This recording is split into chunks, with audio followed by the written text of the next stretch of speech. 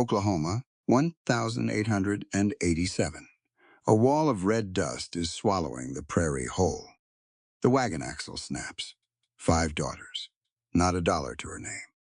The woman lifts her chin and looks the stranger dead in the eye. Her voice raw from trail dust. I don't have money to pay you, mister. I'm a mother of 5. The man slowly takes off his hat. A quiet smile crosses his face, not the kind that wants something back. Then my rancher's workforce just grew by 6. Now I have 6 blessings. Follow along. You won't want to miss where Susanna goes from here. The storm came from the west without warning. One moment, the sky was a flat, baked white. The next, a wall of red dust swallowed the horizon whole, churning toward them like something alive and hungry. It moved fast across the Oklahoma prairie, bending the tall grass sideways, ripping dried thistle loose from the earth and throwing it into the air like confetti at a funeral. Susanna Sterling pulled hard on the reins.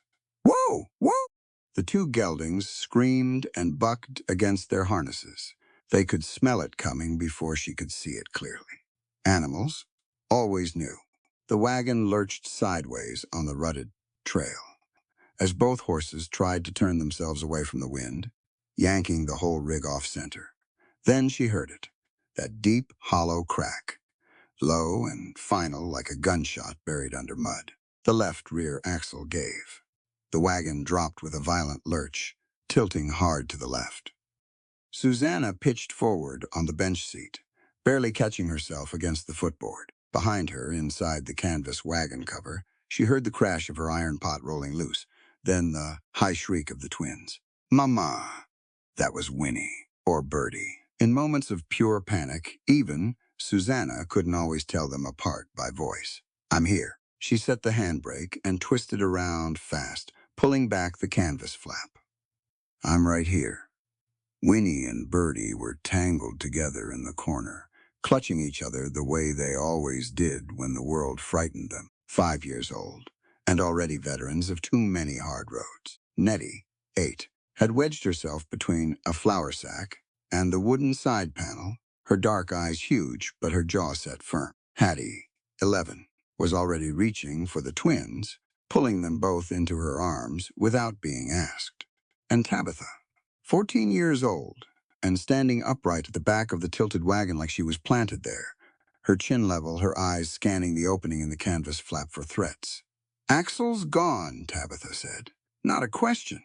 Axel's gone, Susanna confirmed. She turned back to the prairie and tried to think. The dust wall was close now, close enough that she could see the individual columns of red earth spinning inside it. The light had gone strange, that ugly copper color that meant the storm was nearly on top of them. Maybe 10 minutes, maybe less. She climbed down from the bench seat, her boots hitting the cracked earth. She walked around to the left rear wheel and crouched. The axle had snapped clean through at the hub. There was no fixing it. Not here, not with what she carried. Not in 10 minutes before that wall of red dust folded over them completely. She pressed her palm flat against the broken wood and held it there for a moment. All right, she breathed. All right, Susanna. Think she had $19.40 sewn into the hem of her coat. She had 2 horses, a lame wagon, 5 daughters, and half a cured ham. She was somewhere in the Oklahoma Territory, with no clear map and no clear plan, except to keep moving away from the Sterling family until she found ground solid enough to stand on. And now she had no axle. She stood up and looked west, squinting through the rising wind. That was when she saw the rider. He came out of the copper haze at a slow walk. One man on a dark bay horse, moving easy, no urgency in the animal's stride, which meant the rider was keeping it calm on purpose. He was big in the saddle, broad through the shoulders, wearing a canvas work coat and a sand-colored Stetson pulled low against the wind. He had a rifle in a scabbard at his knee, but his hands were loose and resting nowhere near it. He was still 100 yards out when Tabitha appeared beside Susanna. She had the shotgun. It was an old double barrel, the kind of gun that looked like it had survived a war and come out bitter about the experience. The stock was cracked and wrapped with cord. One of the hammers had a slight lean to it. Susanna didn't know for certain that both barrels would fire, and she doubted Tabitha did either. But the girl raised it to her shoulder with the steadiness of someone who had practiced that motion, in private, in the dark, and meant it. Tabitha. Susanna's voice was quiet. Put it down. Not yet. He's walking his horse. A man riding to harm us doesn't walk his horse. A smart man who means to harm us does. Susanna looked at her oldest daughter for one long second. The girl's jaw was tight. Her eyes were flat and watchful, in a way that no 14-year-old's eyes should be. That look had a history to it. Susanna knew it because she'd helped build it, even when she hadn't meant to. Every time she hadn't been able to stop what happened. Every time she'd told Tabitha to be quiet, to stay out of the way, to not provoke him. That look was the result. She put her hand on the barrel of the shotgun and pressed it down gently. Tabitha let her. That was as much trust as she had in anyone right now, and Susanna knew it. The rider drew up about 20 feet out and stopped. He looked at the tilted wagon, at the two frightened horses still pulling against their harnesses, at the copper sky coming down on all of them. He took the situation in without rushing it. Then he looked at Susanna. She looked back at him. He had a weathered face, the kind that came from years of working outdoors, not from neglect. Deep lines at the corners of his eyes, a jaw that needed a shave. He was somewhere in his middle 30s, she guessed, though the sun aged a man out here, and she could be wrong by several years in either direction. His eyes were a steady gray-green, the color of sage after rain. He did not look at the shotgun.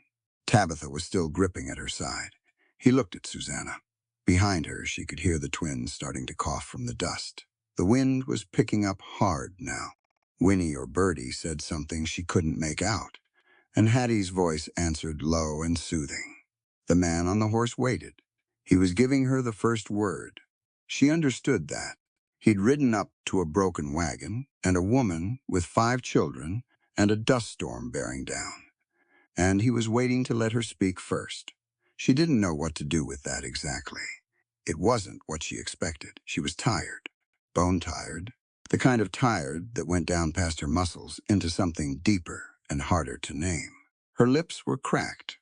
Her coat was stiff with trail dust. She had been awake for most of the last 2 nights, listening to the twins cough and watching their faces for the flush of fever. That morning she had checked both of them and found it.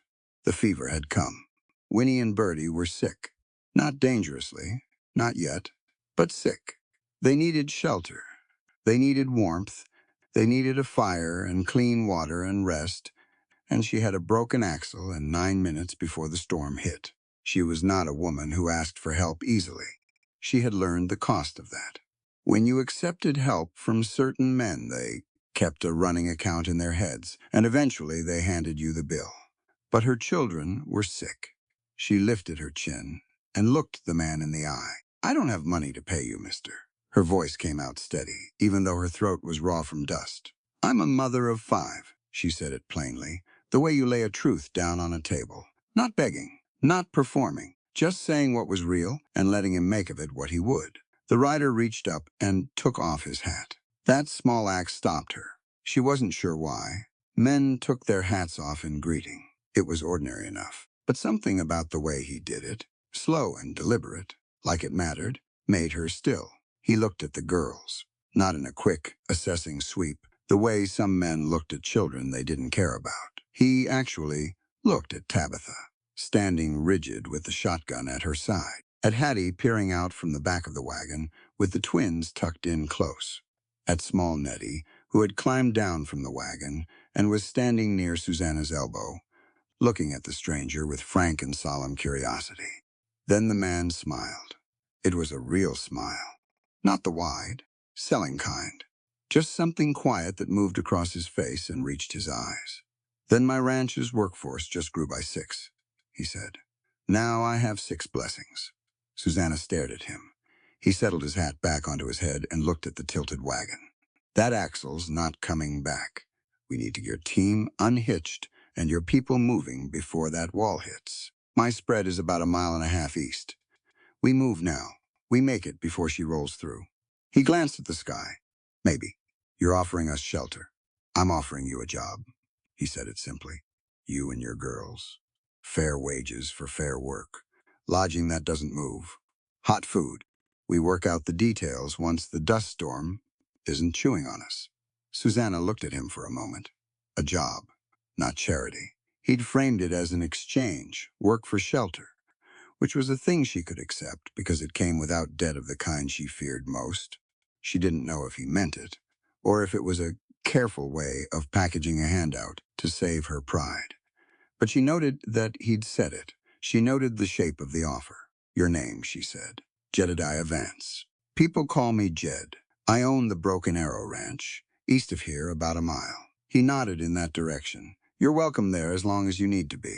Tabitha was still watching him. The girl had a gift for reading men, a skill learned through hard experience, and she hadn't relaxed a muscle yet.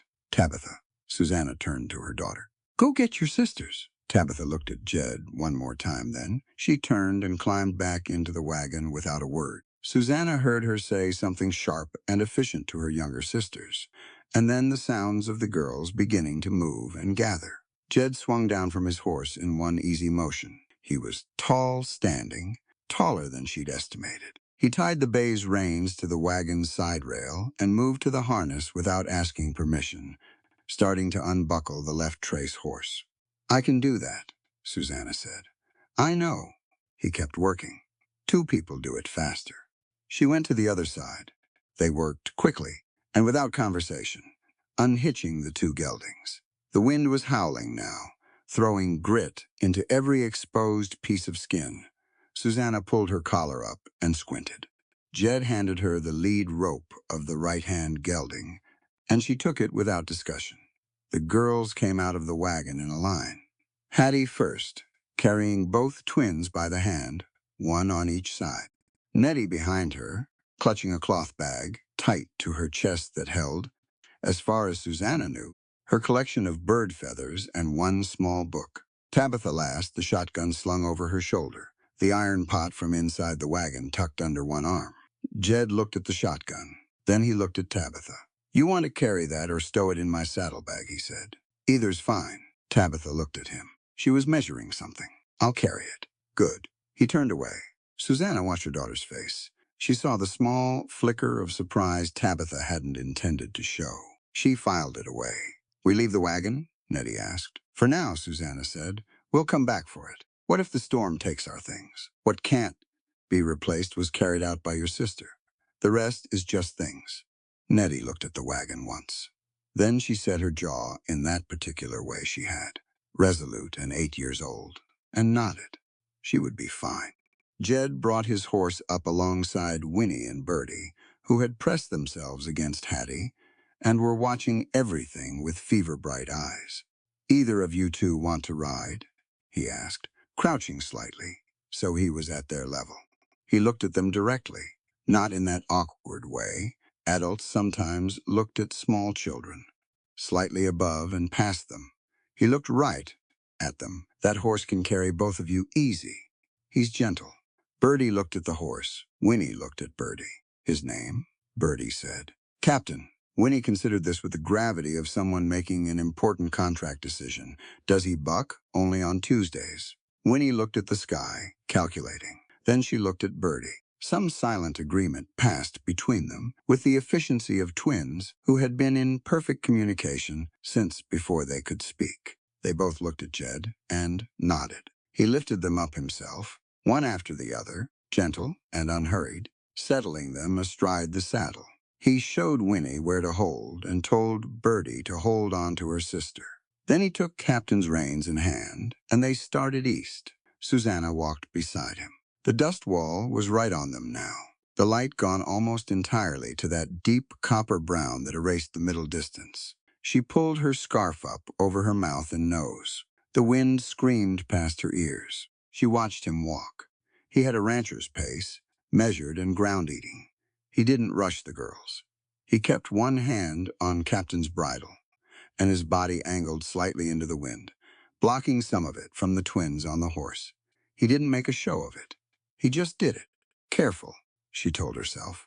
You don't know him. She knew that. She knew better than most women her age that a man could be kind in his first hour and show you something entirely different by the third month. She had not survived what she'd survived by being naive about the nature of men in general. But she watched him, and she kept watching. Behind her, she could hear Hattie talking to Nettie in a low, steady voice about something. She couldn't make out the words over the wind, but she recognized the tone. Hattie had always done that, narrated the world to her younger sister in quiet, calming sentences.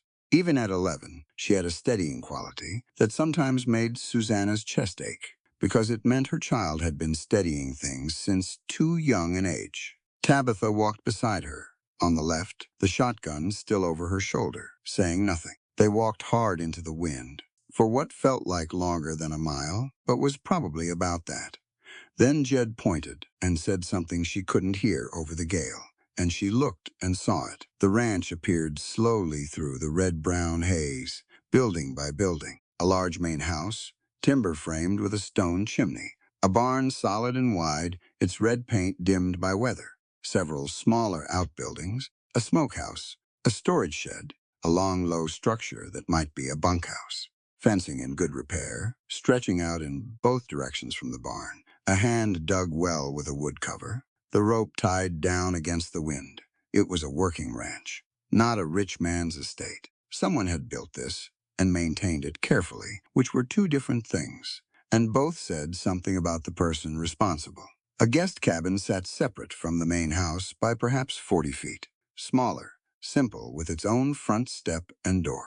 Susanna noted it. Jed got them inside the main house first, out of the wind. The door swung shut behind them, and the sudden absence of the howling was almost physical, like being dropped into quiet water. Everyone stopped for a moment and just breathed. The house was warm. A fire was already banked in the stone hearth, and Jed went immediately to build it up. The main room was simple. A long table with benches, a cook stove against the far wall, shelves with cookware and jars of dry goods. A few chairs near the fireplace. No decorative nonsense, but it was clean and there was order to it. The order of a person who actually lived here and cared about the space. Nettie set down her bag and turned in a slow circle, looking at everything. Hattie guided the twins straight to the fireplace and sat them down in front of it. Both girls were shivering now. Hattie crouched in front of them and held their hands in hers and looked at their faces, taking inventory the way Susanna had taught her. Jed straightened from the fire and looked at the twins. He looked at Susanna. "They're feverish," she said. It was not a question, but she said it because it needed to be said out loud. "I can see that." He crossed to a shelf near the stove and took down a tin, opened it, measured something into a clay mug. "White willow bark. Not a cure, but it'll bring the fever down some while you settle in. The water's already hot in the kettle." He handed the mug to Hattie without ceremony and nodded toward the kettle. Hattie, without ceremony, went to the stove and poured. Susanna watched him again. He moved around his own kitchen with the ease, not performing helpfulness, but simply helping. He pulled a folded blanket from a chest near the wall and laid it by the fire for the twins without asking anyone if they wanted it. He went to the back of the house and she heard him moving, and he came back with two more. Tabitha stood in the center of the room with the shotgun, still watching everything. Jed set a blanket on the bench nearest her. "You can put the gun down," he said. "Nothing in this house is going to hurt you."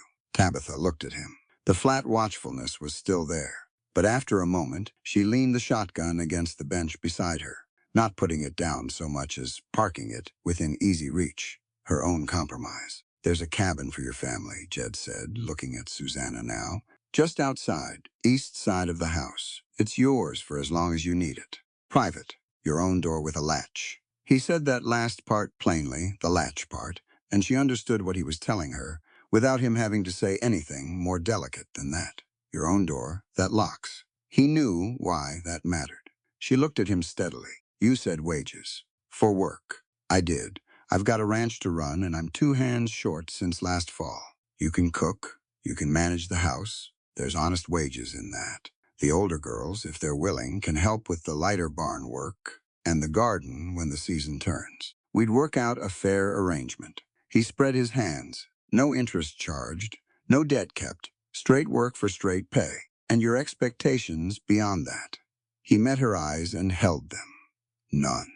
She searched his face.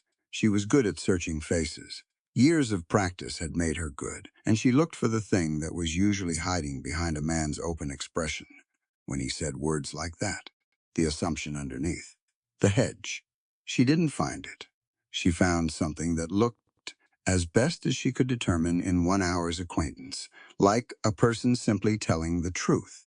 The storm outside threw a fist of wind against the shutters, and the whole house shuddered once and held. By the fire, Bertie had fallen asleep against Winnie's shoulder. Winnie was half asleep herself, the warm mug of willow bark tea still loosely in her small hands.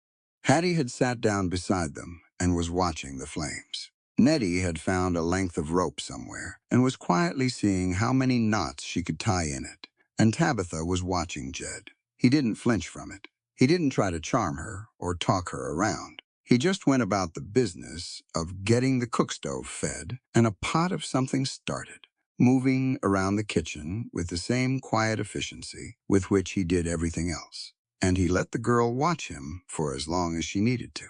Susanna pulled her cracked coat a little tighter and looked around the room. A fire in the hearth, children warming by it, 4 walls that weren't moving. She pressed her tongue against her cracked lower lip and tasted dust and something else underneath it. Something she hadn't tasted in long enough that it took her a moment to name it. Relief.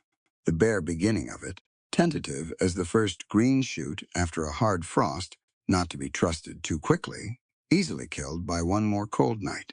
But there, she turned to Jed Vance. "We'll take the arrangement," she said. "We'll work for our keep." He nodded once. No celebration. No self-congratulation. He just nodded, the way a man confirms a contract, and turned back to the stove. "Supper in about an hour," he said. "There's a wash basin out back if you want to clean up. Water's in the barrel by the back step." Susanna almost said, "Thank you."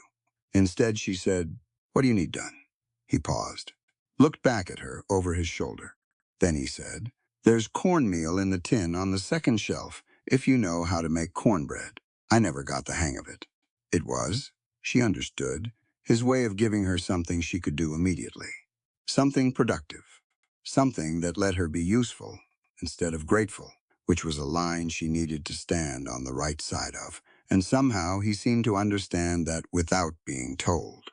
She crossed the room and found the tin on the second shelf, exactly where he said it would be. Outside, the storm tore across the Oklahoma prairie in great red waves, shaking the shutters, howling under the eaves, throwing grit against the windows like small fists demanding entry. Inside, Susanna Sterling measured out cornmeal by the fire.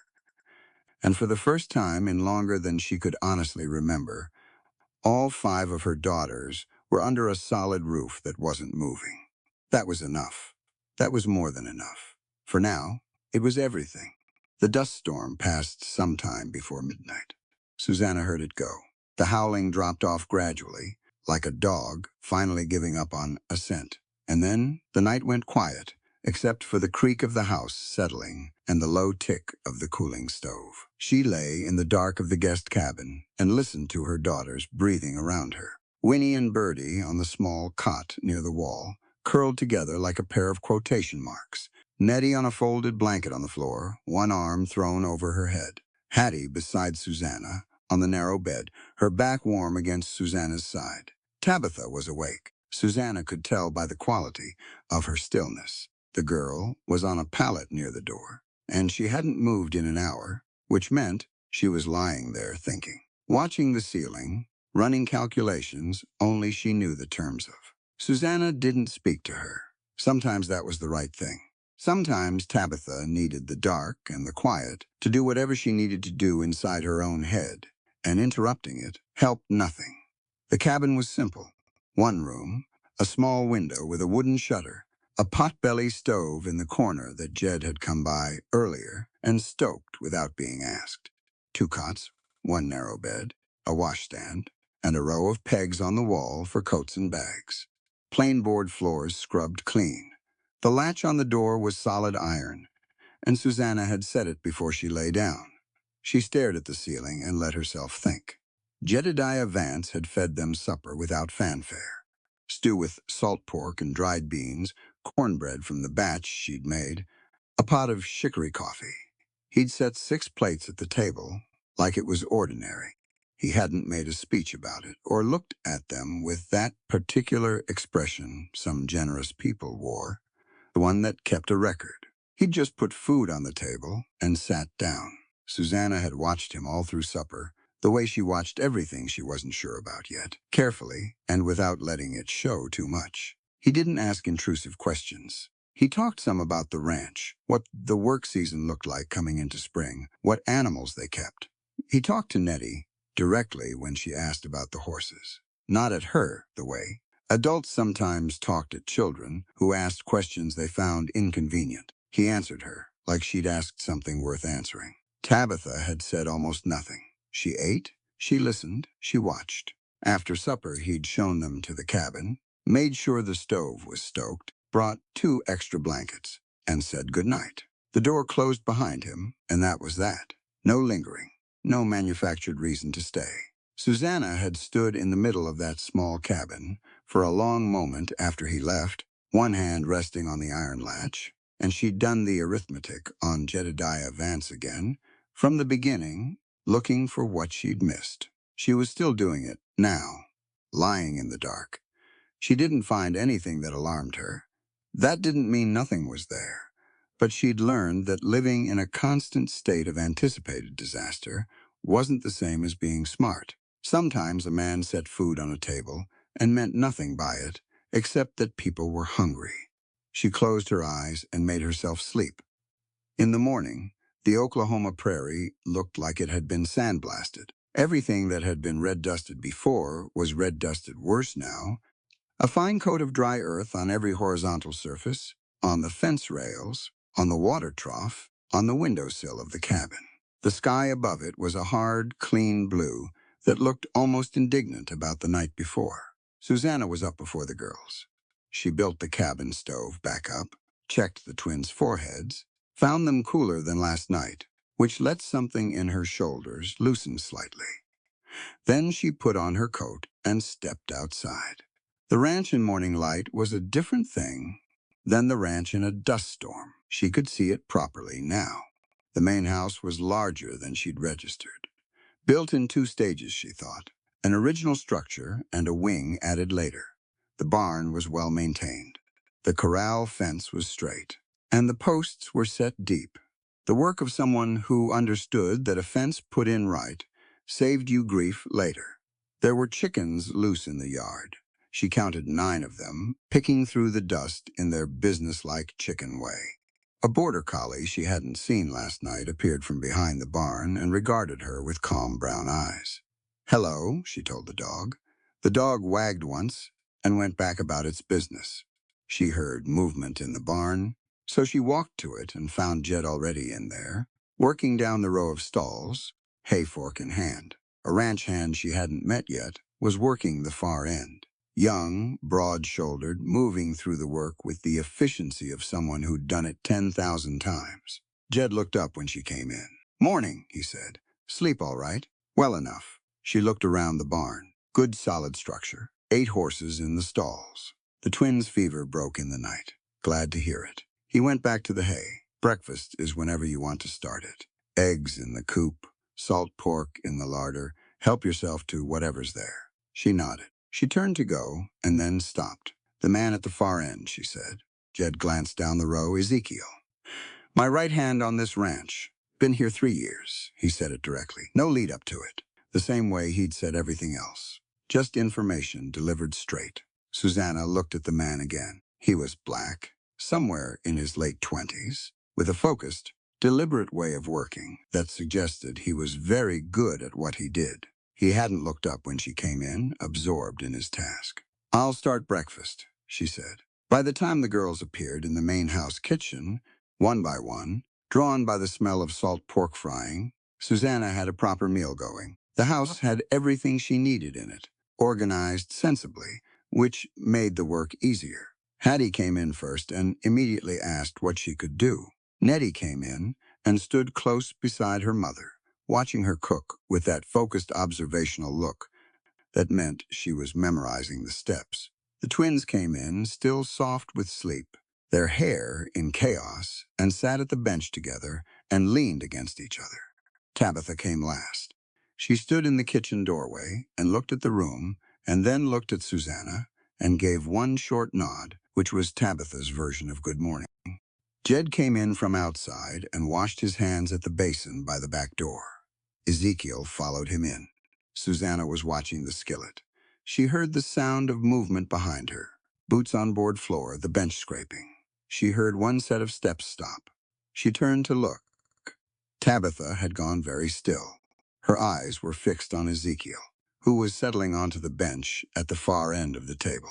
Her expression wasn't openly hostile, but it was the face of someone who had absorbed a set of ideas and was now confronted with a situation that ran up against them. It was a particular look. Susanna had seen it before, and she recognized where it came from. Her late husband's family had been vocal people. They had opinions about the order of things, who sat where, who ate with who counted and who didn't. Those ideas had been in the air around Tabitha for her whole life, the way dust was in the air out here. You breathed it in without choosing to. Tabitha said nothing out loud, but she didn't sit down. Jed was at the head of the table. He had seen it too. Susanna was certain of that, because she'd noted he was the kind of man who saw what was happening in a room, quietly and without announcing it. He set down his fork. He looked at Tabitha. His voice was even. Not loud, not scolding, just clear. On this land, a person's worth is measured by their sweat and the integrity of their heart, not the color of their skin, not whether they wear pants or a skirt. He paused for a brief moment. Anyone who cannot respect their fellow worker doesn't sit at my table. The kitchen was quiet. Nettie was looking at Tabitha. Hattie was looking at Jed. The twins were looking at each other, which was what they did when they weren't sure what was happening, but knew something important was. Ezekiel hadn't looked up from the table. He was still, but not in the way of someone who'd been embarrassed. More like someone who'd heard things like this before and knew how to wait for them to resolve. Tabitha looked at Jed for a long moment. There was something moving behind her eyes. Not anger, exactly. More like rearrangement, like furniture being shifted in a room that had always been laid out a certain way. She sat down, not at the far end, away from everyone. She sat at her usual spot, 3 people down from Ezekiel, and she reached for a piece of cornbread and put it on her plate, and that was that. Susanna turned back to the skillet. She let out a breath. She hadn't fully known she was Jed picked up his fork. Ezekiel looked up then. He met Susanna's eye briefly across the kitchen. He gave a small nod. She gave one back. The world moved forward. Breakfast proceeded. Nettie asked Ezekiel if he knew how to ride horses, and he said he'd been riding since, before he could reach the stirrups, and she asked him which horse was fastest. And he said that depended on what you meant by fast, which started a whole conversation about horses that occupied the rest of the meal and required no assistance from any of the adults. Tabitha listened to it. She didn't contribute. But Susanna noticed she stopped staring at her plate and started occasionally watching Ezekiel's face as he talked. That was enough for a first morning. The work began in earnest that week. Susanna ran the main house kitchen, cooked 3 meals a day, managed the stores, and took stock of what was needed in town. The main house had been clean before they arrived, but it was a bachelor's clean, thorough, on the practical surfaces, and less attentive to the ones that didn't immediately cause problems. She worked through it, room by room, and by the 3rd day the house smelled different. There was cornbread in the afternoons, and the windows were washed, and the accumulated dust of the storm had been swept from every corner. Jed said nothing about any of it, but she saw him pause in the doorway of the main room one evening, looking at the lamp she'd cleaned and rehung so it cast more light. He stood there for a moment and then went to his desk in the corner and opened his law books. He had a shelf of them: territorial law, property codes, basic civil procedure, a thick tome on land contracts. They were worn at the spines, read more than once, marked with slips of paper. Susanna had noticed them on the 2nd morning and hadn't said anything yet. She noticed other things, too. He paid Ezekiel at the end of each week in cash, counted out fair, and handed over directly. No ledger of fictional debts, no deductions for things that hadn't been agreed on. She happened to see it on Friday evening through the barn door. She saw the count, and she recognized what it meant. Equal wages for equal work was not the habit of most ranchers in this territory or anywhere close to it. It was a deliberate choice, made against the current. That cost him something socially, she suspected. She was still learning the shape of this community, but she'd been around frontier settlements long enough to know they had their hierarchies and their pressures. And a man who set his own rules about how he paid a black ranch hand was not going to be popular with every neighbor. He did it anyway. On Wednesday of that first week, Hattie spent the whole afternoon in the barn. She'd gone out there initially on an errand for Susanna, returning a tool that had been left in the kitchen. She came back 2 hours later, with straw in her hair and a look on her face, like she'd found something she hadn't known she was looking for. He let me help brush the mare, she reported to Susanna. Jed. He showed me how to do it right. You have to go with the grain of the coat. If you go against it, you startle them. And you learned that in 2 hours? I learned more than that. Hattie said it simply as a fact. He's patient with them. He doesn't raise his voice or pull hard on the bridle, he said. The horse already knows what to do most of the time. Your job is mostly just to not confuse it. Susanna looked at her daughter. Hattie had always had a pull toward animals, a natural ease with creatures that didn't require much explaining. They simply trusted her quickly, and she trusted them back. Here was a whole barn full of horses. Don't be a nuisance to him, Susanna said. He asked me to come back tomorrow, Hattie said. Nettie, within 48 hours, had made friends with the border collie, learned how the chicken coop latched and unlatched, and asked Jed 17 questions about the water cycle for the ranch's irrigation ditch. Jed had answered all 17, she reported.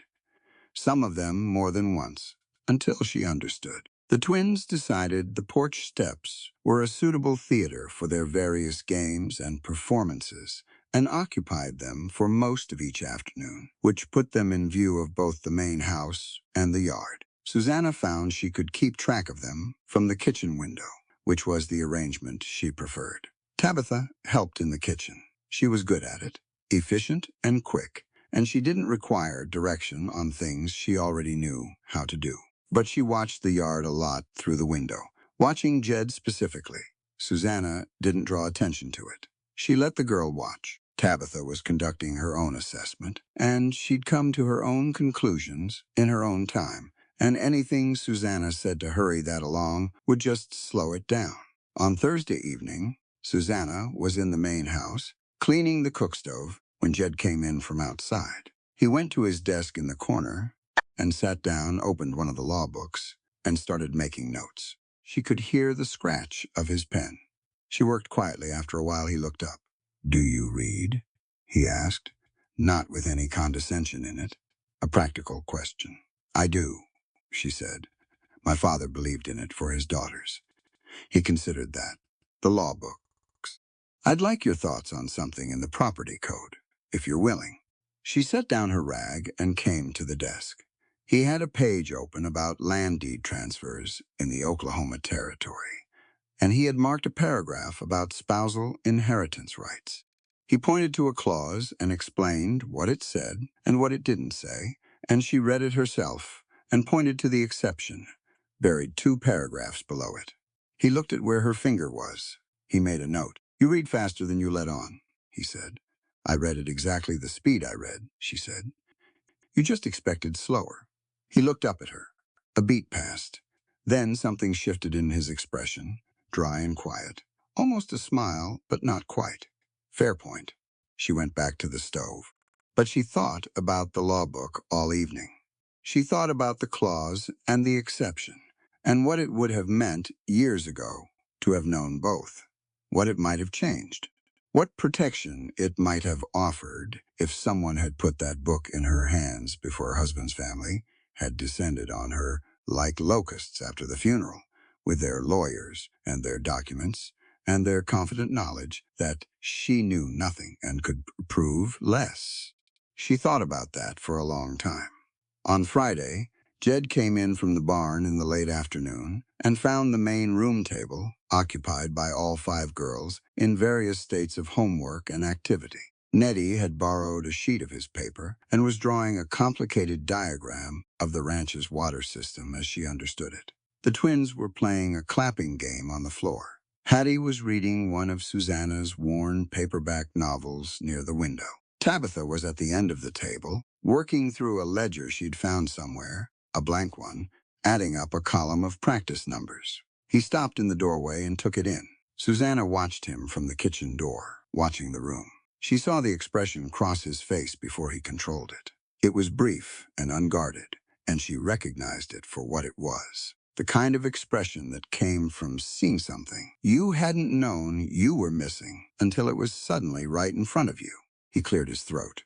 "I'll need the table for supper," he said. Nettie looked up. "We can move," she said agreeably. 15 minutes, he said. He crossed to his desk and sat down. Tabitha looked at him from the end of the table. Then she looked back down at her ledger and continued her column of numbers. That evening at supper, Ezekiel joined them again. He did it without ceremony. Simply came in, washed his hands, and sat at his end of the table. Nettie immediately picked up the horse conversation from 2 days ago, where she'd apparently filed it carefully away, asking which of the current stock had the most endurance and whether that was different from speed. Tabitha was quieter than usual all through the meal. After supper, when Susanna was washing the dishes and Jed was back at his desk, Tabitha appeared in the kitchen and picked up a drying cloth without being asked. She worked beside Susanna in silence for a while. Then, without looking up from the plate she was drying, she said, "He meant what he said." Susanna kept washing. Which thing? At breakfast. About sweat and integrity. Tabitha set the plate in the stack. He meant it. He didn't say it to make a point to us. He said it because it's actually what he thinks. Susanna handed her the next plate. "How do you know?" "'Cause I watched him all week." Tabitha took the plate, dried it, set it down. "He treats Ezekiel the same way after he said it as he did before me. It's not." Susanna looked at her daughter from the corner of her eye. "Some men are like that," Susanna said carefully. "They mean what they say. Papa didn't." The words sat there in the kitchen between them, plain and hard and real. Susanna set down the pot she was holding. She turned to face her oldest daughter. Tabitha was looking at the stack of clean plates, her jaw tight, her eyes working through something that wasn't going to resolve itself neatly. "No," Susanna said. "He didn't." They stood there a moment, not with anything dramatic between them, not weeping or speeches, just the truth of it, acknowledged by both of them in the same small room. Then Tabitha picked up the next dish and dried it. "I'm not saying I trust him," she said. "I'm just saying he's consistent."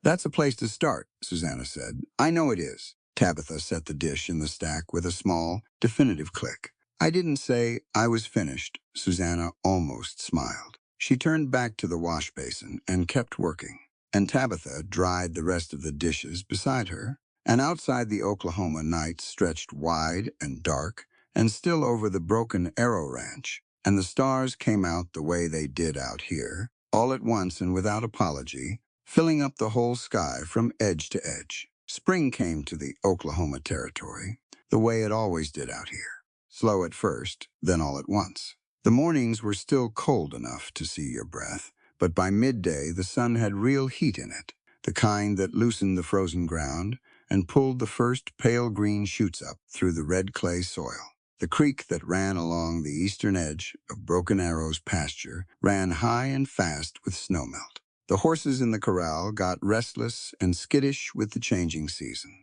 lifting their heads to test the warming air, moving with a new restless energy that hadn't been there through the gray weeks of late winter.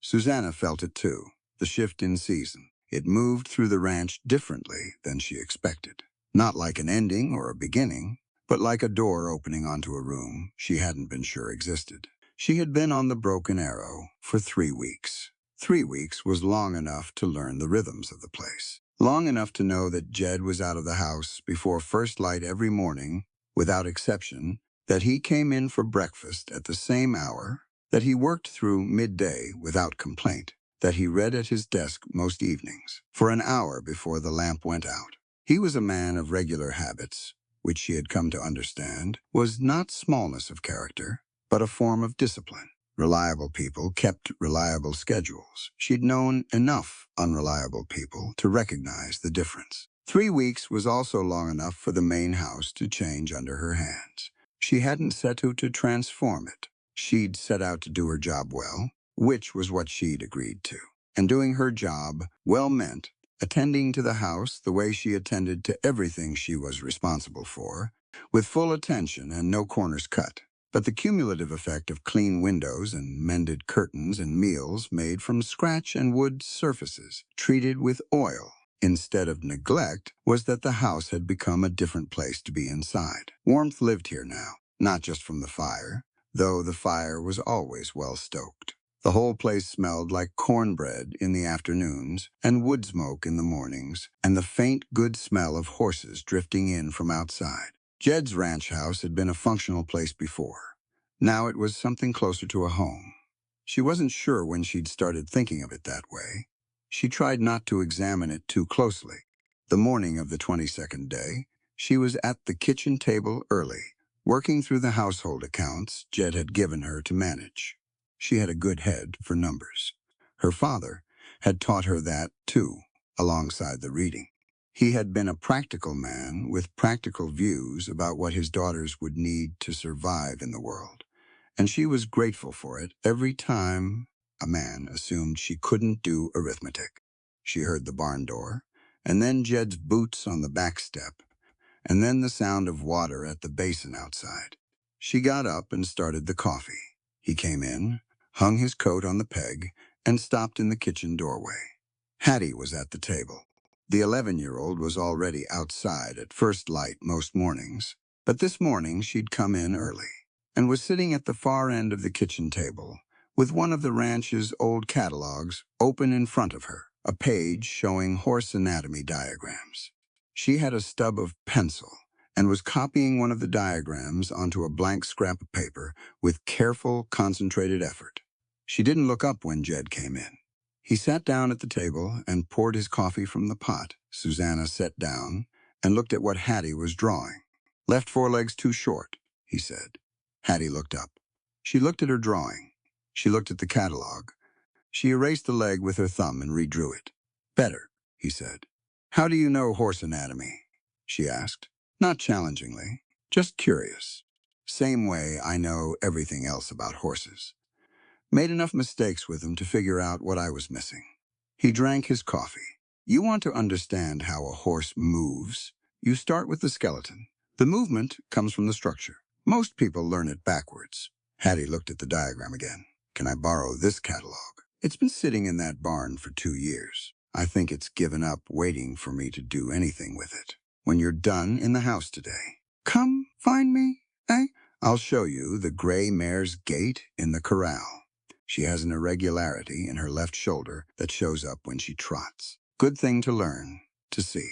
Hattie's face did something it didn't do very often. It opened up, just briefly, just that flash of uncomplicated happiness before she schooled it back to her more usual composure. "All right," she said, like it was perfectly ordinary. Susanna set the skillet on the stove and said nothing. She kept her face directed at the cook stove. That afternoon, she watched from the kitchen window as Jed and Hattie worked in the corral. He had the gray mare on a long lunge line, letting her move in a slow circle, and he was talking to Hattie beside him. She couldn't hear the words, but she could see the posture of both of them, Jed patient and pointing, Hattie intent, watching the mare's shoulder with her full concentration. At one point, Hattie said something, and Jed stopped the mare and crouched down and showed her something directly, guiding her hand to feel the joint, explaining something she could see in Hattie's focused expression. Nettie, who had been sweeping the back porch, appeared beside Susanna at the window. "She's learning horse doctoring," Nettie said. "Horse training," Susanna said. "There's a difference?" asked Hattie.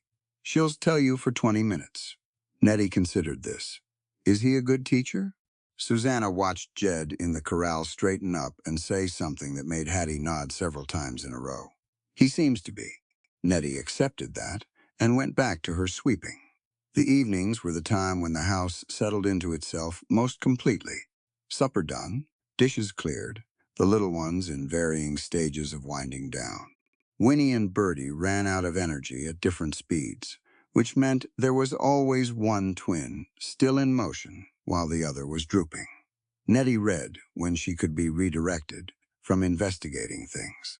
Hattie spent an hour each evening with the anatomy catalog, working through it page by page, and Jed sat at his desk. He sat there every evening, lamplit, law books open, making notes in his careful handwriting. Susanna had started to study the books on the shelf out of habit, the habit of noticing what was in a room, and she'd read the spines twice and thought about them both times.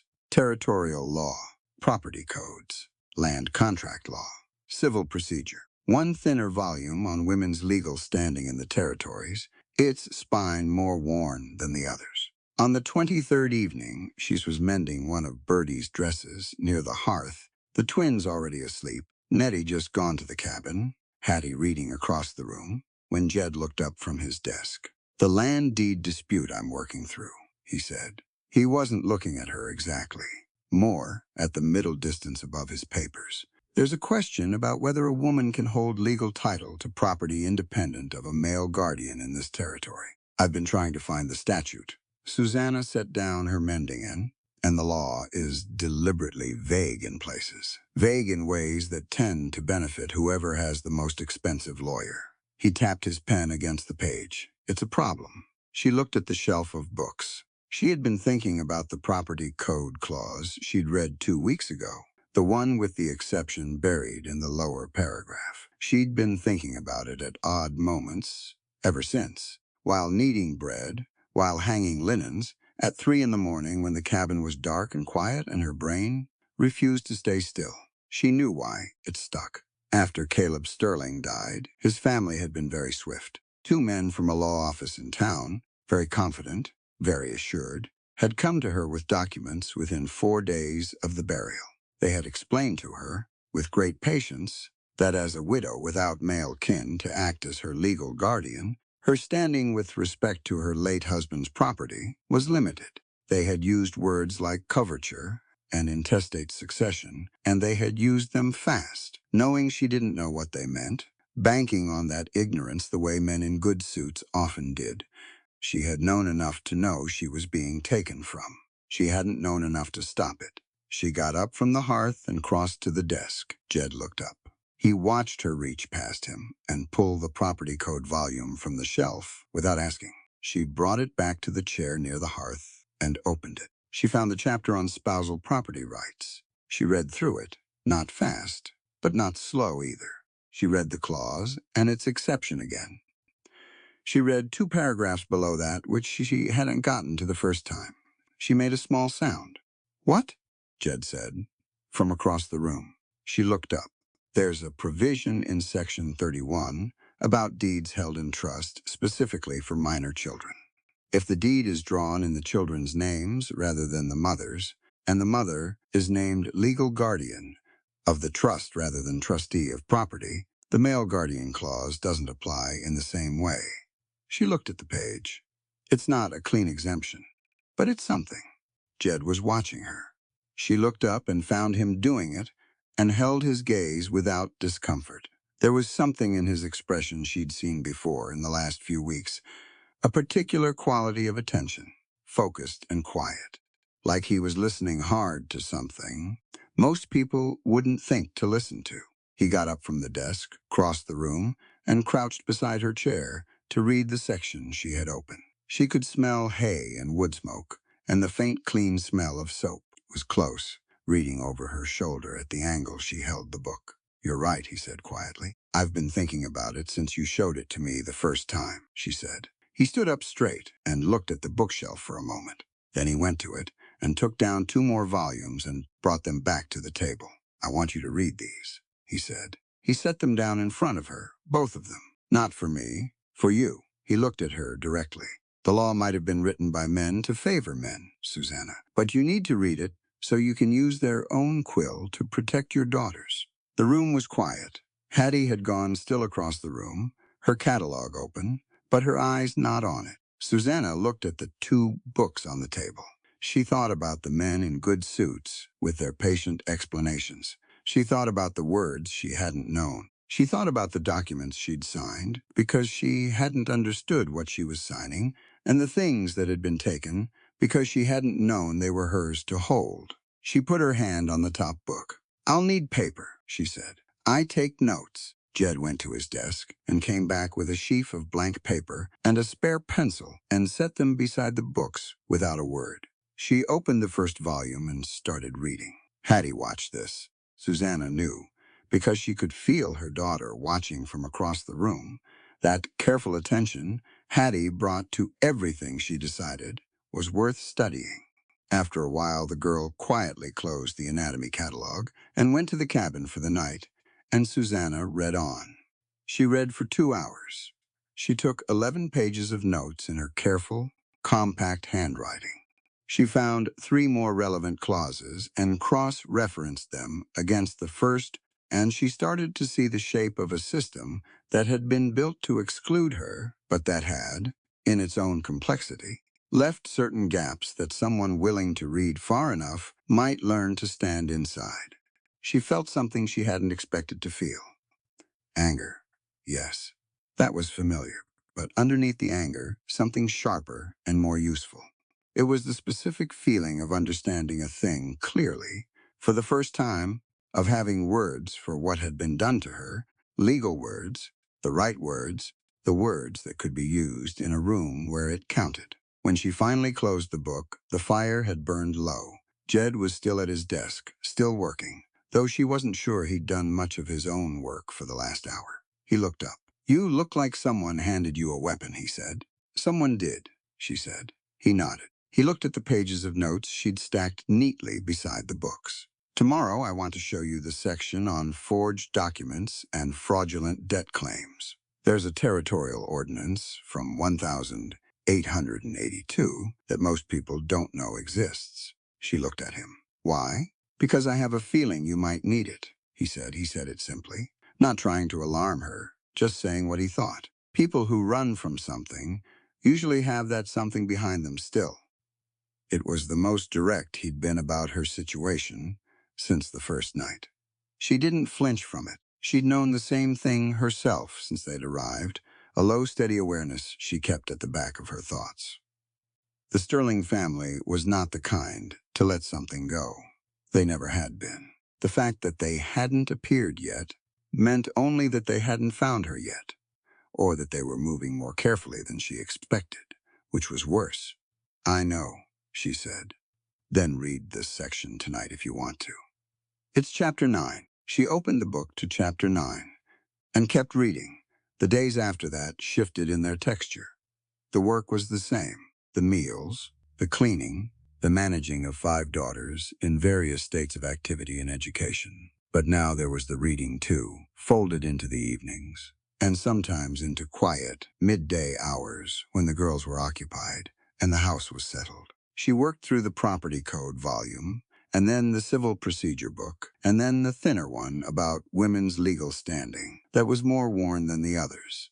Jed's marginalia in the borders, small, precise notes in his handwriting. She read his notes as carefully as she read the text. They told her something about how he thought. He had an orderly mind and a frustration with arbitrariness. She could see it in the notes, the places where he'd written simply why in the margin beside a statute that had no logical justification except convenience for the people who'd written it. He was teaching her without making it a lesson. He answered her questions when she had them, directed her to related sections when she found something interesting, disagreed with her interpretation twice, and explained why and was right both times, which she acknowledged without particular grace, because she didn't like being wrong, but she respected accuracy more. Tabitha noticed the reading. The girl said nothing about it directly, but Susanna caught her more than once standing near the table where the law books sat, looking at the covers. On a Wednesday afternoon, she found Tabitha sitting at the kitchen table with one of them open. not reading, just looking at the page. She'd stopped at a section about a woman's legal right to testify in territorial courts. Susanna came and sat down across from her. Tabitha looked up. A beat passed. "Did you know this existed?" Tabitha said, tapping the page. "I didn't. I do now." Tabitha looked at it again. "They should teach this in schools." "They should," Susanna said. "They don't." "Why not?" Susanna looked at her oldest daughter.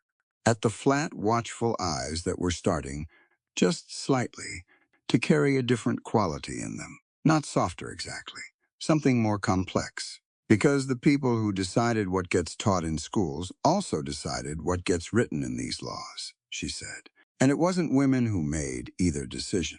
Tabitha absorbed this. She looked at the page for another moment. Then she closed the book carefully and pushed it across to Susanna. "I want to learn it," she said. "The law. What's in there?" Susanna pulled the book back toward herself. She opened it to the first page. She turned it around so it faced Tabitha. "Start from the beginning," she said. "I'll answer what I can." "What I can't," we asked Jed. Tabitha looked at the first page. She pulled the book closer. She found herself a pencil from the cup on the table and turned to a blank page at the back to take notes, because she'd watched her mother do it and understood instinctively that this was what you did with important things. She started reading. Susanna got up to start supper. Outside in the corral, she could see through the window that Jed was working Nettie through the basics of approaching a horse from the right angle, demonstrating with the bay gelding, showing the girl where to place her hand on the neck, and how to move slowly and let the animal register her presence. Nettie was listening with absolute focus, doing exactly what she was shown, trying it again when she got it wrong, not frustrated, just correcting and continuing. And Hattie was at the fence watching. She'd already learned this part. Now she was watching her sister learn it, making small observations to herself, already becoming someone who understood things well enough to see how they were passed on. The cornbread was in the oven. The law book was open on the kitchen table. The gray mare moved in the corral in the long, golden, late afternoon light, and Nettie Sterling stood beside the bay gelding, with her hand flat on his neck and her face full of concentration, learning the oldest lesson there was out here on the frontier. Be patient, be steady, move slowly, and the animal will trust you. The morning started wrong, and nobody said so out loud. The sky had a look to it. Not stormy exactly, not the copper red they'd seen in October when the dust wall came. This was different. A pale, milky white that sat too low on the horizon, like the whole sky was pressing down. The air had gone still, not the peaceful kind of still, but the breathless kind, the kind that made horses shift in their stalls without reason. Jed stood on the back step with his coffee and looked north for a long time. Susanna came out with her own cup and stood beside him. She looked where he was looking. "That normal for late April?" she said. "No," he said. He drank his coffee and didn't look away from the horizon. "Late season blizzard. Rare, but not unheard of. I've seen it happen twice in 15 years. He set down his mug on the step railing and went straight to the barn without finishing it. She heard him calling for Ezekiel, his voice carrying clear across the yard in that still air. By mid-morning, the temperature had dropped 15 degrees. Susanna moved all 5 girls into the main house and stoked the cook stove high. She made Hattie bank the cabin stove before she came over, showed her exactly how much wood to pack in, so it would hold for several hours. Hattie did it correctly the first time, and came back with frost already gathering on the hem of her coat. The twins pressed themselves against the main house windows and watched the sky with the focused delight of people who had never been seriously endangered by weather yet. "It's getting purple," Winnie reported. "Gray," Bertie corrected. "Purple gray. That's still gray." Nettie was not in the main house. Susanna noticed it the way she always noticed things about her children. That sudden off-count, like a measure of music, with one beat missing. She'd been at the stove, turned around, counted heads automatically, and came up short. 4. She went to Hattie. "Where's Nettie?" Hattie looked up from the anatomy catalog, did her own count around the room, and frowned. She was going to check on the collie. she said. The dog was looking for shelter, and she wanted to make sure she had somewhere dry. When? Hattie's frown deepened. An hour ago. Maybe more. The far hay barn. That was where Nettie would have taken the collie, if she was thinking about shelter. The main barn was closer, and they could have used any number of outbuildings. But Nettie had spent time in the far hay barn the previous week watching Ezekiel repair the loft, and she liked it because it was full of interesting rope work and pulleys and things she could investigate. An 8-year-old's logic. That's where the dog would be comfortable. So that's where she'd gone. The far hay barn was 300 yards across the open yard. Susanna was at the back door, pulling on her coat when Jed came in from outside. Snow had started. Not heavy yet, but the flakes were big and thick, and the wind behind them had real weight. He looked at her coat. He looked at her face. Nettie, she said. He didn't ask questions. He turned around, went back outside, and was halfway to the barn for his canvas duster and rope before she'd finished lacing her boots. She caught up to him at the barn door, her own coat barely buttoned. I'm coming, she said. He looked at her for 1 second. Whatever he saw in her face settled it. He handed her one end of the rope he was coiling. Stay on this. If the snow thickens and you can't see, follow the rope back to me. Don't let go of it for any reason. She wrapped the rope twice around her left wrist and made a knot. He nodded, and they went out into it. The snow hit them sideways. In the 10 minutes since she'd looked out the front window, it had gone from scattered to dense, the wind driving it horizontally, and the cold was immediate and savage. Not the slow, creeping cold of a normal winter morning, but the kind that went right through fabric and found bone. She pulled her collar up and leaned into the wind and kept walking. Jed moved ahead of her, keeping the rope between them, taut enough that she could feel his pace through it. He knew the layout of this land, the way she knew the layout of her daughter's faces, by feel and by long familiarity, and he moved through the whiteout without hesitating. The yard had already changed. She could see maybe 20 feet in front of her, and it was getting shorter. The ground had gone white, and the air had gone white, and there was a moment, brief and vertiginous, where she lost all sense of up and down, and the rope in her hand was the only thing that felt real. She gripped it harder and kept walking. They nearly missed the barn door. Jed stopped, turned left, moved 3 steps, and then his hand was on the door handle, and he was pulling it open against the wind pressure. And she came through after him, and he shoved the door shut, and everything went suddenly quiet. The barn was dark and warm, with animal heat. She could hear horses and smell hay, and the dry, sweet smell of grain. And then she could hear something else, crying, quiet and frightened, from up in the loft, Nettie. Susanna didn't make it loud, just clear. A pause. Then from above, Mama, the relief that moved through her was so physical, it almost took her knees. Come down, right now.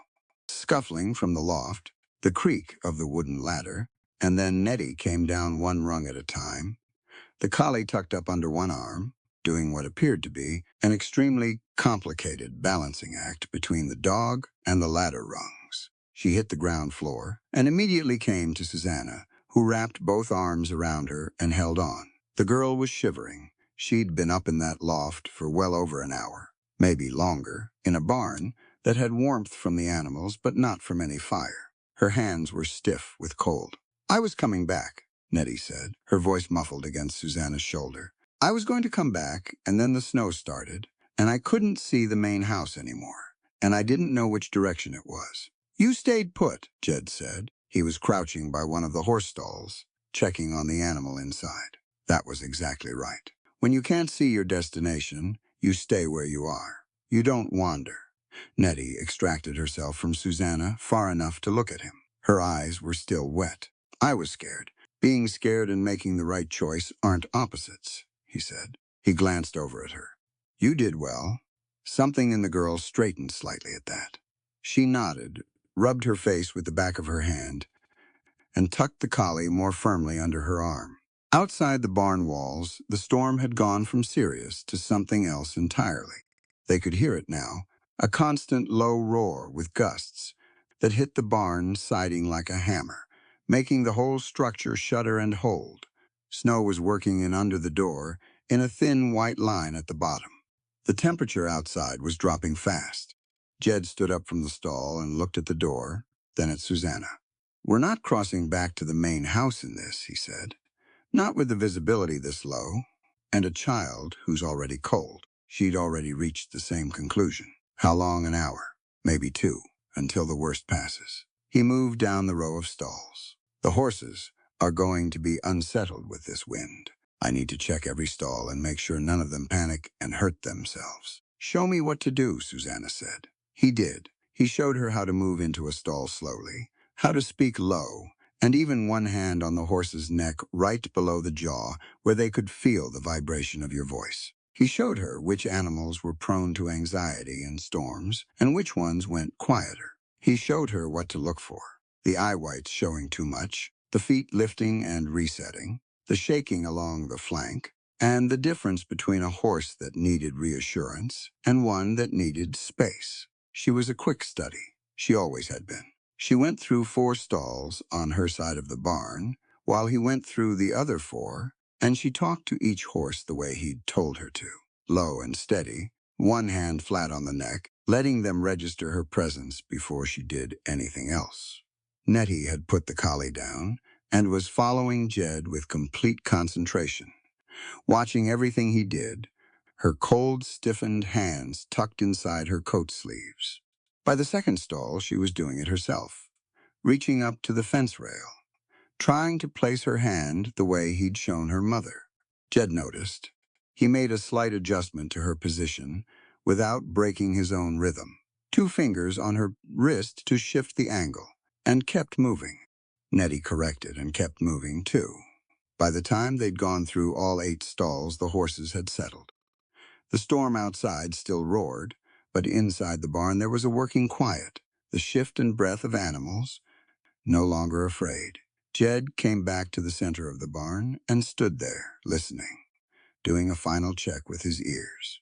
Then he let out a breath, and his shoulders dropped about half an inch. Susanna had found a blanket hung on a peg near the tack wall, old and rough but clean. She'd wrapped it around Nettie, who was now sitting on a hay bale with the collie in her lap, looking considerably less pale than she had coming down the loft ladder. Color was coming back into her face. Her hands were still stiff, but her fingers were moving again. "Story," Nettie said. Jed turned to look at her. "You said when you can't see your destination, you stay where you are," she said. "Is that the rule, or is it just true sometimes?" He came and sat on the hay bale across from her, elbows on his knees. "It's the rule for blizzards. For decisions, it's a little more complicated." "How?" "Sometimes the right thing is to stay where you are and wait.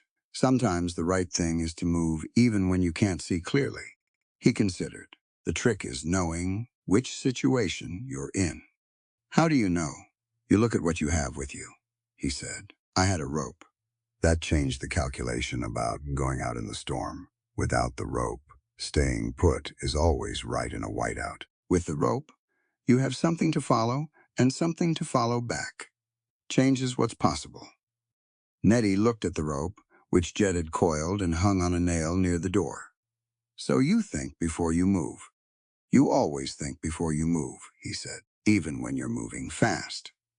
Nettie absorbed this with the serious expression she reserved for information she intended to keep. She looked at the rope for another moment. Then she looked at Susanna. "That's why you write the notes in the books," she said, "so you have something to follow back." Susanna looked at her 8-year-old daughter. There was no good answer to give that wasn't just yes. "That's exactly why," she said. Nettie nodded and settled back against the hay bale with the collie, apparently satisfied. The storm pressed against the barn for another hour. The roof creaked in the worst gusts. Twice a wave of wind hit hard enough that the lamp swayed on its hook, and shadows jumped across the stalls. Both times, the horses shifted but stayed calm. And after the second time, they stopped reacting at all, having apparently decided the barn was going to hold. Jed fed the horses at the midday mark because it gave them something to focus on and kept the stalls quiet. Nettie helped, handing hay down from the stack, when he told her how much, looking very pleased to be useful. Susanna sat near the lamp and did what she did with quiet time when she had it. She thought. She thought about the rope. She thought about the rule. She thought about the 8-year-old who'd sat in a cold loft for over an hour, too frightened to move, but smart enough to stay still and wait. She thought about what Ed had said. The right thing to do depends on what you're carrying with you. That was not an observation about blizzards. She had been thinking for weeks about the Sterling family in those terms, what she had, what they had, what changed the calculation. The law books had been giving her something, a rope of her own, not physical but real, something she could follow forward and something she could follow back, the shape of a framework, the difference between panic-blind movement and movement with purpose. Garrett Sterling was coming. She had no doubt of that. A man like that didn't give up a silver deed because a woman and her daughters had inconveniently gotten away from him. She would be ready. The wind dropped around mid-afternoon, not all at once, but in stages, the roaring easing to a strong gust and the gusts easing to a steady blow, and then finally to an ordinary cold wind that didn't carry the white blindness with it. The snow was still falling, but lightly now, the heavy fall already past. Jed opened the barn door and looked out. The yard was deep in white, unmarked and clean in the late gray light. The main house was visible across it, its chimney still putting up smoke, which meant whoever was in charge had kept the fire going. Hattie, probably, or Tabitha. He turned back. He and Susanna looked at each other across the barn. She was windburned and hay-dusted, and her braid had come mostly loose over the past 2 hours.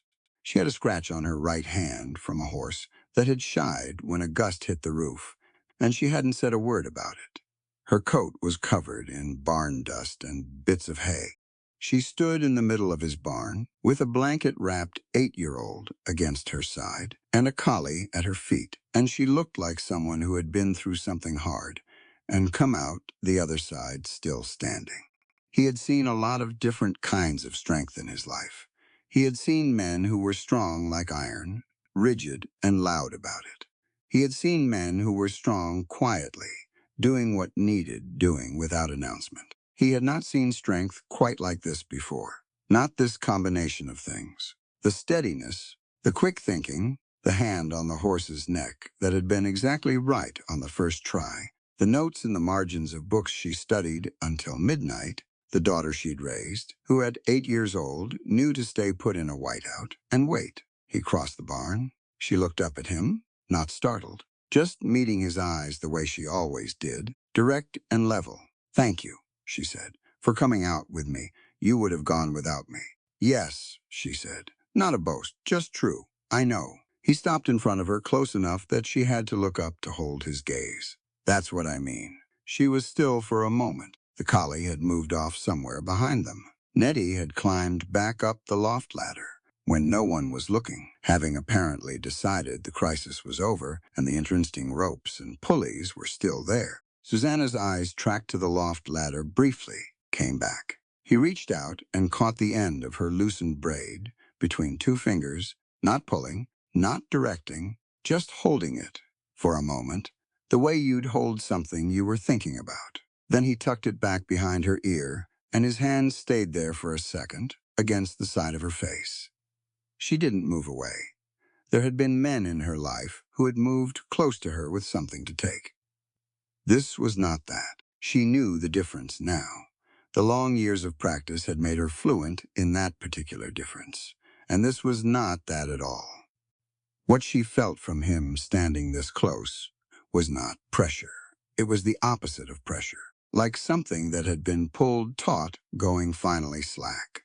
She leaned forward the inch it took. He met her there. The kiss was quiet, no urgency behind it. His other hand came up to her jaw and stayed there, and she pressed one hand flat against his chest and felt his heartbeat, steady and real. And that was what she noticed most in that whole long moment, the steadiness of it. They broke apart, slowly. She looked at him. He looked at her.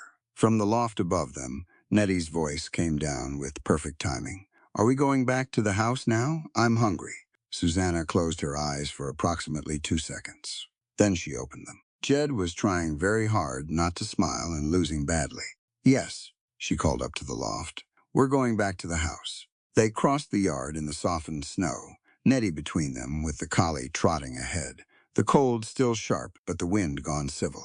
The tracks they'd made going out were mostly filled in and smooth. They left new ones going back, deep and clear in the fresh white. Tabitha had the main house door open before they reached the step. She looked at the three of them, then at her mother's face, and read something there that made her expression do a quick complicated thing before it settled back to its usual composure. She stepped back to let them in. The house was warm. Hattie had kept the fire high, and there was soup on the stove, some kind of salt pork and bean thing she'd apparently put together on her own while they were gone, because Hattie's response to fear was to do something useful with her hands. The twins were at the table with their heads together over a piece of paper, apparently designing something. Nettie went straight to the soup and stood over it and breathed it in like it was medicine. Susanna unbuttoned her coat at the door.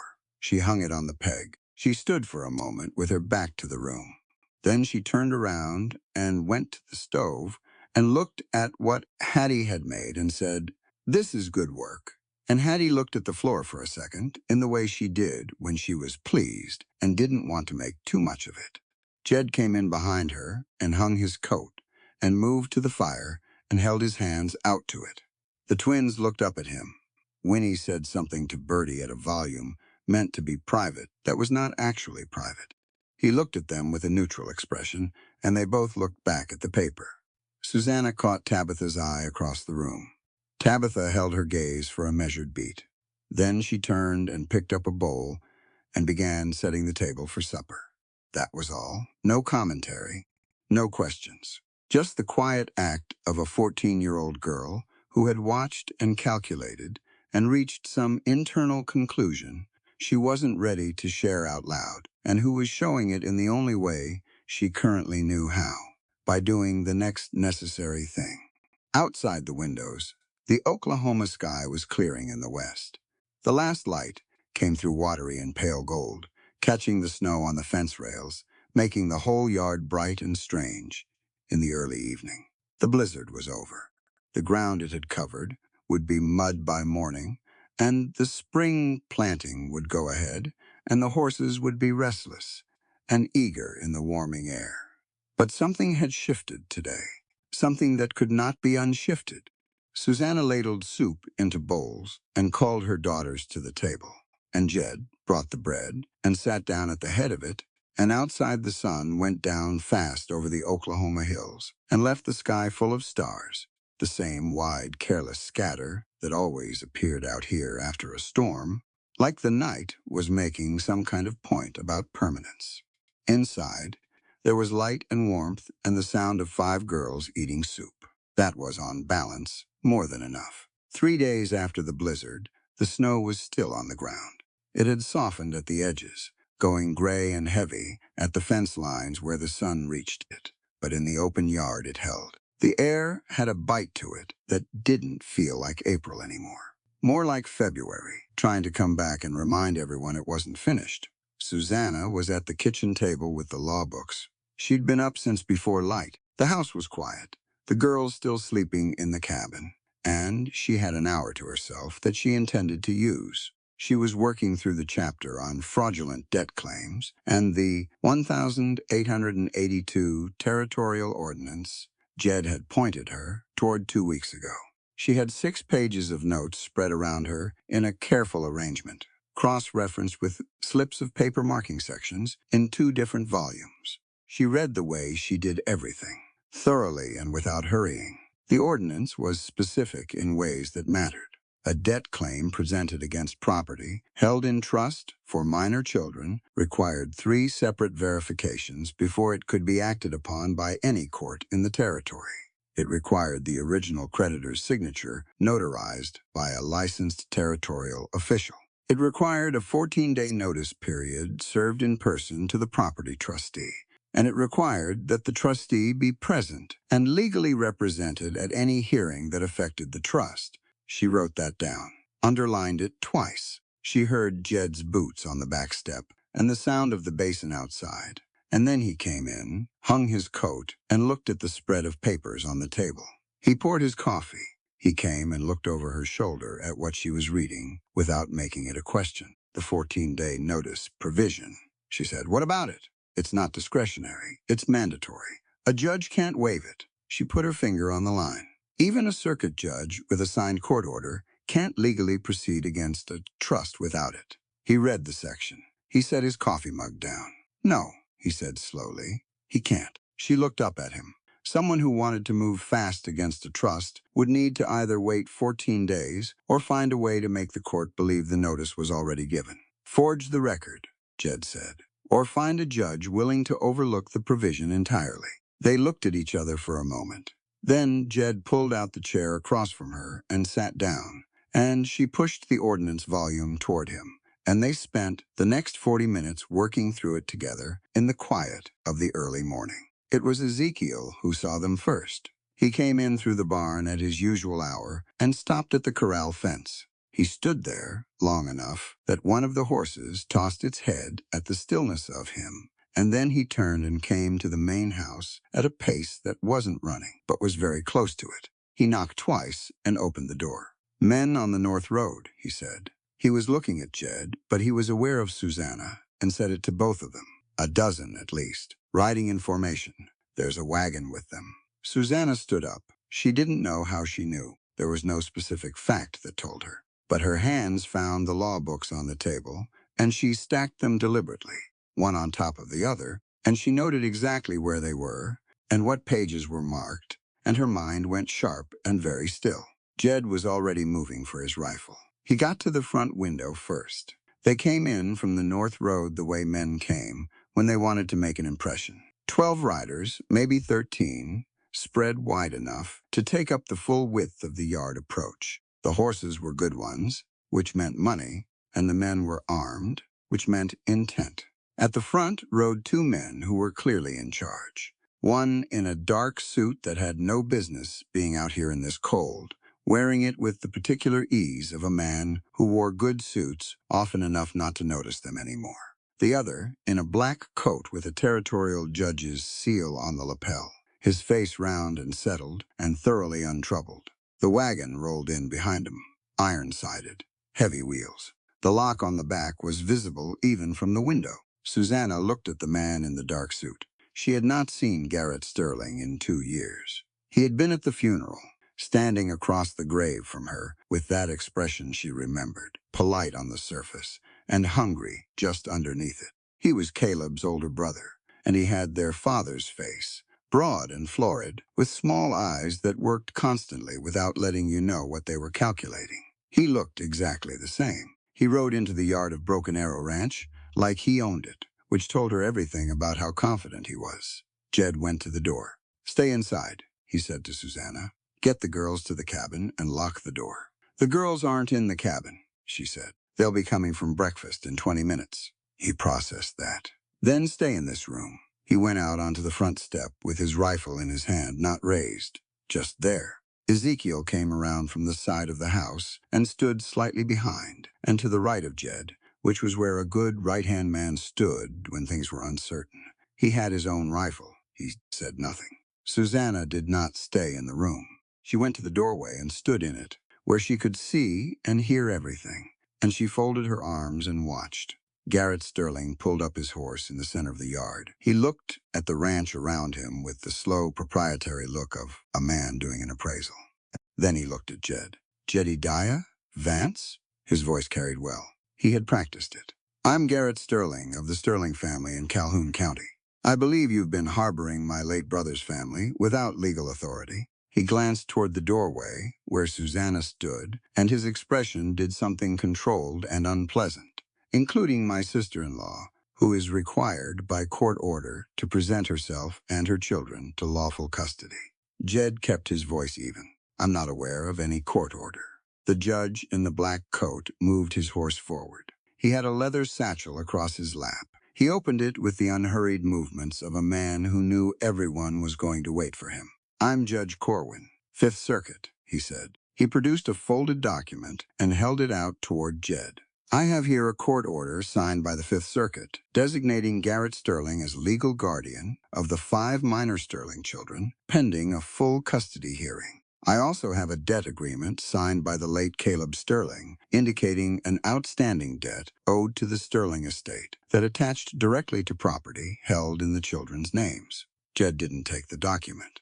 Susanna left the doorway. She walked out onto the step and then down into the yard, and she was aware of Jed, turning his head slightly to look at her, and she did not look back at him. She looked at the document in Judge Corwin's hand. "Let me see that," she said. Garrett's expression shifted, just slightly. He hadn't expected her to speak, or hadn't expected her to speak that directly. He recovered fast. "Susanna, you look tired," the document, she said. She said it to the judge, not to Garrett. Judge Corwin glanced at Garrett. Something passed between them in that glance. Then the judge extended the paper toward her with the air of a man humoring something. She took it and opened it. She read it. Her face gave away nothing. The order was well written. Whoever had drafted it knew legal language. But she had spent 4 weeks with Jed's law books and 11 pages of notes, and she read it the way she'd learned to read everything important, looking for what was there and what wasn't there and what should have been there if it was real.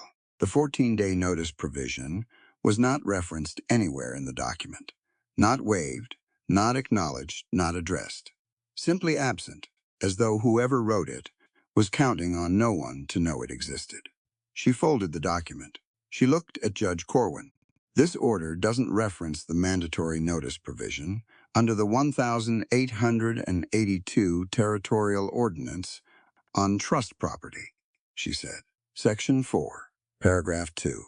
A court order affecting a minor children's property trust requires 14 days written notice to the trustee, served in person. You have not served notice. This order cannot be legally acted upon today. The yard went quiet. Garrett's face had gone carefully still. "Susanna, I don't think you understand what you're... I understand exactly what I'm reading." She held up the folded document. "I also notice that the debt claim attached here has no notarized creditor signature. The territorial law requires one. This document, as presented, does not meet the legal threshold for action against a trust." Judge Corwin looked at her. Something in his round, settled face had shifted. Garrett let the patience drop out of his voice. Just slightly. Just enough to show what was underneath. "You have been declared mentally unfit and morally destitute by a sitting judge of this territory, Susanna. The order is signed. Your opinion of its contents is not a factor in its enforcement." She stood in the cold yard in her work dress with her arms loose at her sides, and she looked at her late husband's brother, and she did not look away. "Then produce the order," she said. "The one declaring me unfit." "Let me read it, too." Garrett smiled. It was a thin, careful thing. "You'll read it at the hearing." He turned his attention to Jed and you, Mr. Vance. "For providing shelter and concealment to a woman under active court supervision, you are in violation of territorial law regarding the harboring of individuals subject to legal proceedings. Judge Corwin is prepared to charge you accordingly." Jed had not moved from the step. His rifle was still at his side. "On what charge exactly?" Judge Corwin straightened in his saddle. "Harboring fugitives and assaulting an officer of the law." "I haven't assaulted anyone," Jed said. "The day is young," Garrett said pleasantly. One of the riders at the back shifted his horse. It was a small movement, and it was not an accident. These men had done this before. The slow movement, the tightening of the formation, the way the yard was already half surrounded, without anyone having made an obvious move. Jed was aware of it. Ezekiel was aware of it. Susanna saw it. She turned back toward the house. She wasn't retreating. She had a specific destination. She got to the doorway and reached inside to the table where the law books were stacked, and she picked up the volume on fraudulent documents, and she held it in front of her like a thing with weight, because it was. It had weight. Not physical, but real. The weight of something that could be used. She came back to the step. Garrett was watching her with a look she recognized from the men in good suits who had come with their documents 4 days after the funeral. It was the look of a man recalculating, not because she'd beaten him, but because she was taking longer than expected. The debt claim, she said. The property it references. What property exactly? Garrett said nothing. My daughter's deed, she said. The one attached to their late father's land in Calhoun County. That's what this is about. She looked at him and said it plainly. There's silver on that land. Garrett's face told her she was right. He hadn't meant it to, but it did. My daughters hold that deed, she said, not as property, as legal inheritors. I am named their guardian under that trust. You cannot claim guardianship of children whose legal guardian is living and present and has committed no crime that any legitimate court has actually adjudicated. That is a matter for the hearing, Garrett said. His voice had gone clipped. Then schedule the hearing. She stood straight, with proper notice, in 14 days, as the law requires. Garrett looked at the judge. That was the moment. She saw it. She'd bought them something. Not victory, not safety, but something. A delay. A procedural wall that even a corrupt judge couldn't knock over in the open yard of a working ranch with no paperwork to justify it. But Garrett Sterling had not ridden 300 miles with 13 armed men to be stalled by a woman with a law book. He gave a small nod. It happened fast after that. 2 riders came off the far left and pushed their horses hard toward the step. Jed raised the rifle. The shot came from the right side, not from anyone Susanna could see clearly in that first fractured second, and Jed went back hard against the doorframe, his left hand going to his right shoulder, the rifle dropping. She heard the girls screaming from the direction of the cabin, Hattie's voice, then the twin, then Tabitha, not screaming, saying something urgent and sharp. Ezekiel moved. He got between 2 of the riders and took a hard blow from a rifle stock that staggered him but didn't put him down, and then 3 men were on him, and he went to the ground.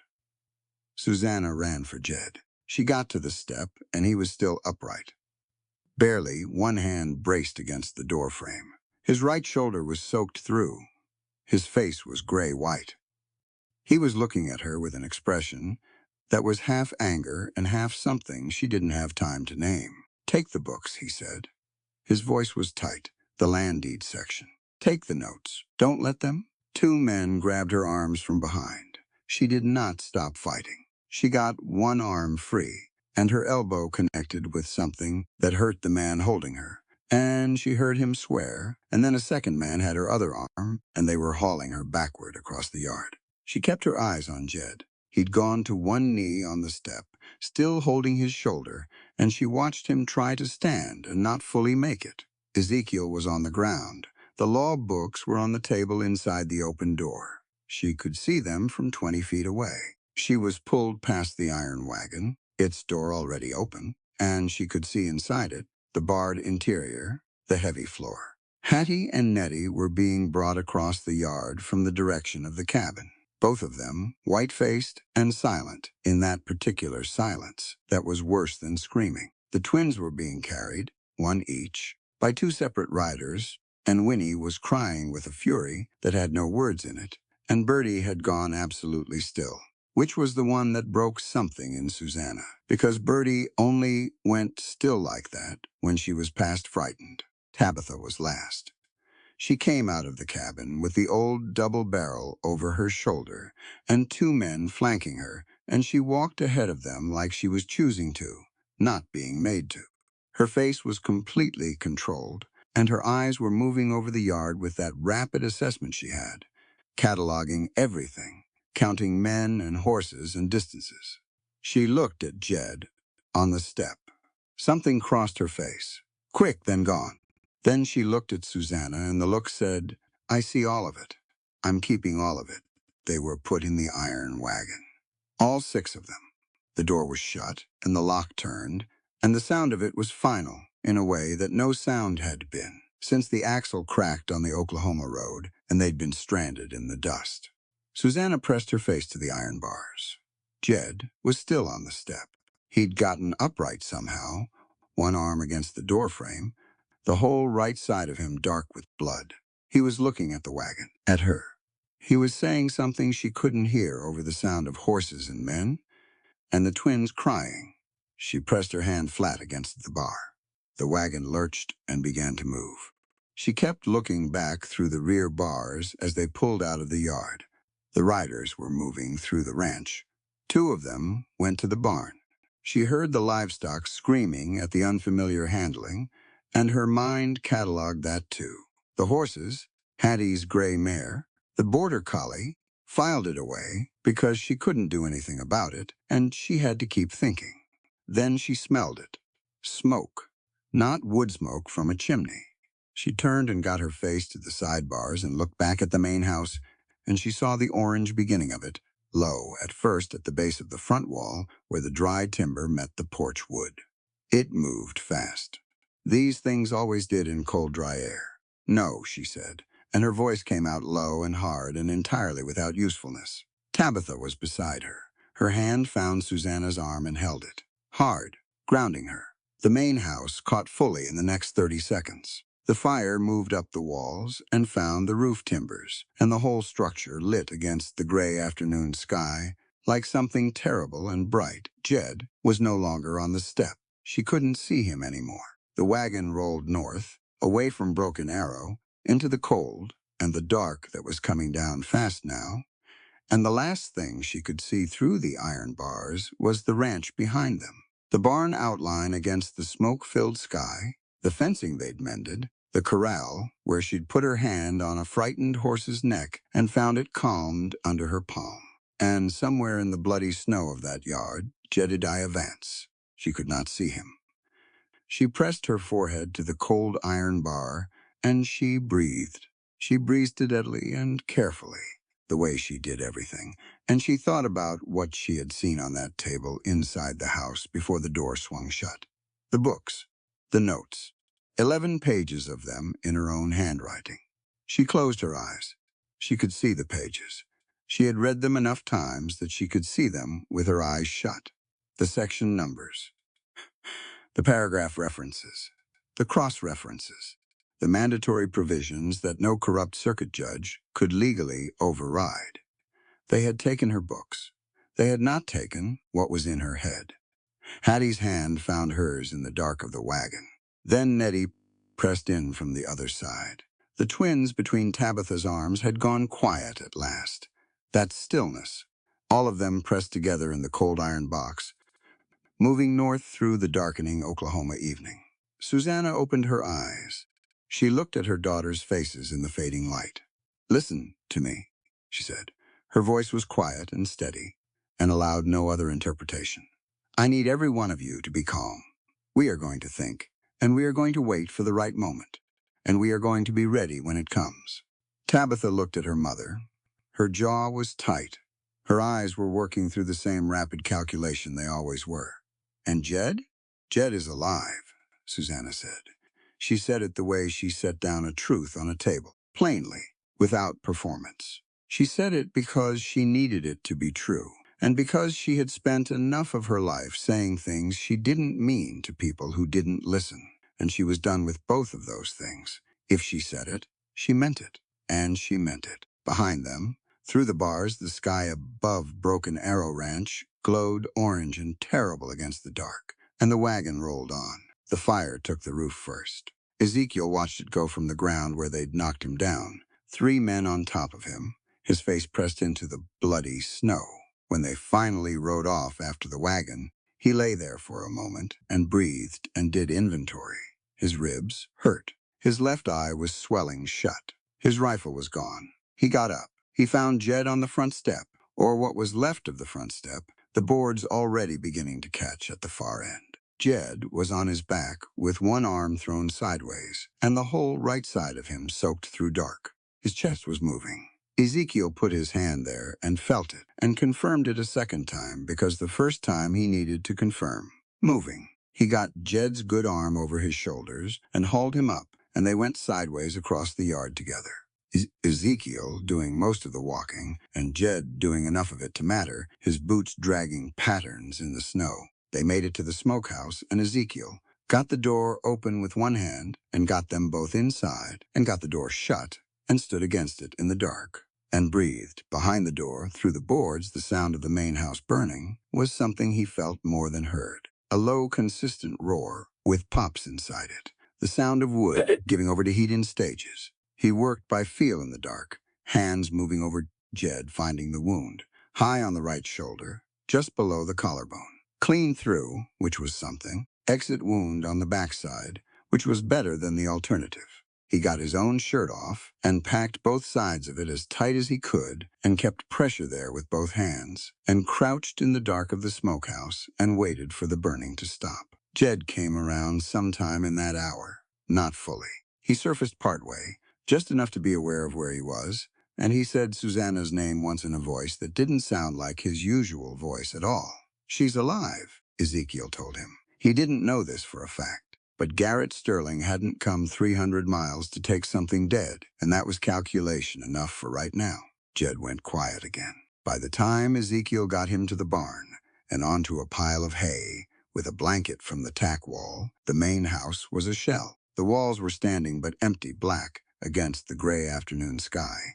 The fire had taken the interior clean. The desk, the books, the 11 pages of notes in Susanna's tight handwriting. Ezekiel stood in the barn door and looked at it for a long moment. Then he went to work. He had done field medicine before, in circumstances he didn't talk about, and he was adequate at it, which was the honest assessment. Adequate meant the man on the hay had a reasonable chance. He cleaned the wound with the good whiskey from the tack room shelf, which Jed kept there and never touched, and he stitched both sides closed with the curved needle from the saddle repair kit. Jed woke up fully during the stitching and stayed awake, jaw-locked, looking at the barn roof while Ezekiel worked. When it was done, Jed said, "How bad?" "You'll keep the arm," Ezekiel said.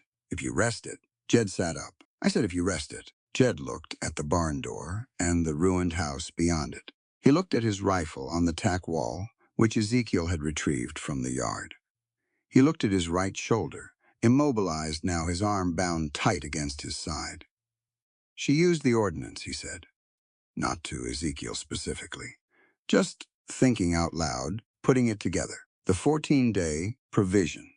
That's what stalled them in the yard. Ezekiel sat back on his heels. Stalled them long enough to get shot and have your house burned down. Long enough that they can't execute that court order legally for 14 days. Jed looked at him. His face was still gray from blood loss, but his eyes had come back to focus. That's what she bought. 14 days before any judge can act on what Corwin signed. Ezekiel was quiet for a moment. "You're saying we have 14 days. We have 14 days to get in front of a federal marshal and a legitimate circuit magistrate and have that order challenged on procedural grounds." He paused, and to get them back. Ezekiel had known Jedediah Vance for 3 years. He'd seen the man work through cold and drought and a cattle dispute that had nearly turned violent twice. He'd seen him lose his first wife and come back from that, like a man learning to walk again, one day at a time, not making noise about it. He'd seen him be patient, and he'd seen him be stubborn, and he'd seen him in the particular combination of both that meant he'd made a decision, and it was finished. He was looking at that combination right now. "You need to rest 2 days, Ezekiel said, "before you get on a horse." Jed looked at him. 2 days, Ezekiel said. "You lose more blood getting yourself killed on the trail, and there's no one left to go after them. 2 days, and then we ride. A long beat." 2 days, Jed said. He lay back on the hay. He did not sleep, not that first night.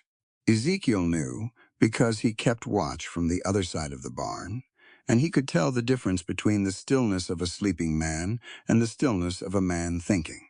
Jed stared at the barn roof and thought for most of the night, and when the light came gray through the barn boards in the morning, he was already trying to sit up. "What do you need?" Ezekiel asked.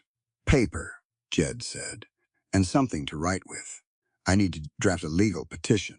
Ezekiel found him a stub of charcoal and a board from the barn wall that hadn't been painted, and he brought them over without comment. Jed worked with his left hand, which was slower, but he worked. He wrote out the procedural violations in Corwin's order in careful terms, and he wrote the specific territorial law reference, and he wrote out the names and dates and the sequence of events with the precision of a man who understood that precision was the difference between a document that worked and one that didn't. He also wrote a letter. He didn't say who it was to, and Ezekiel didn't ask.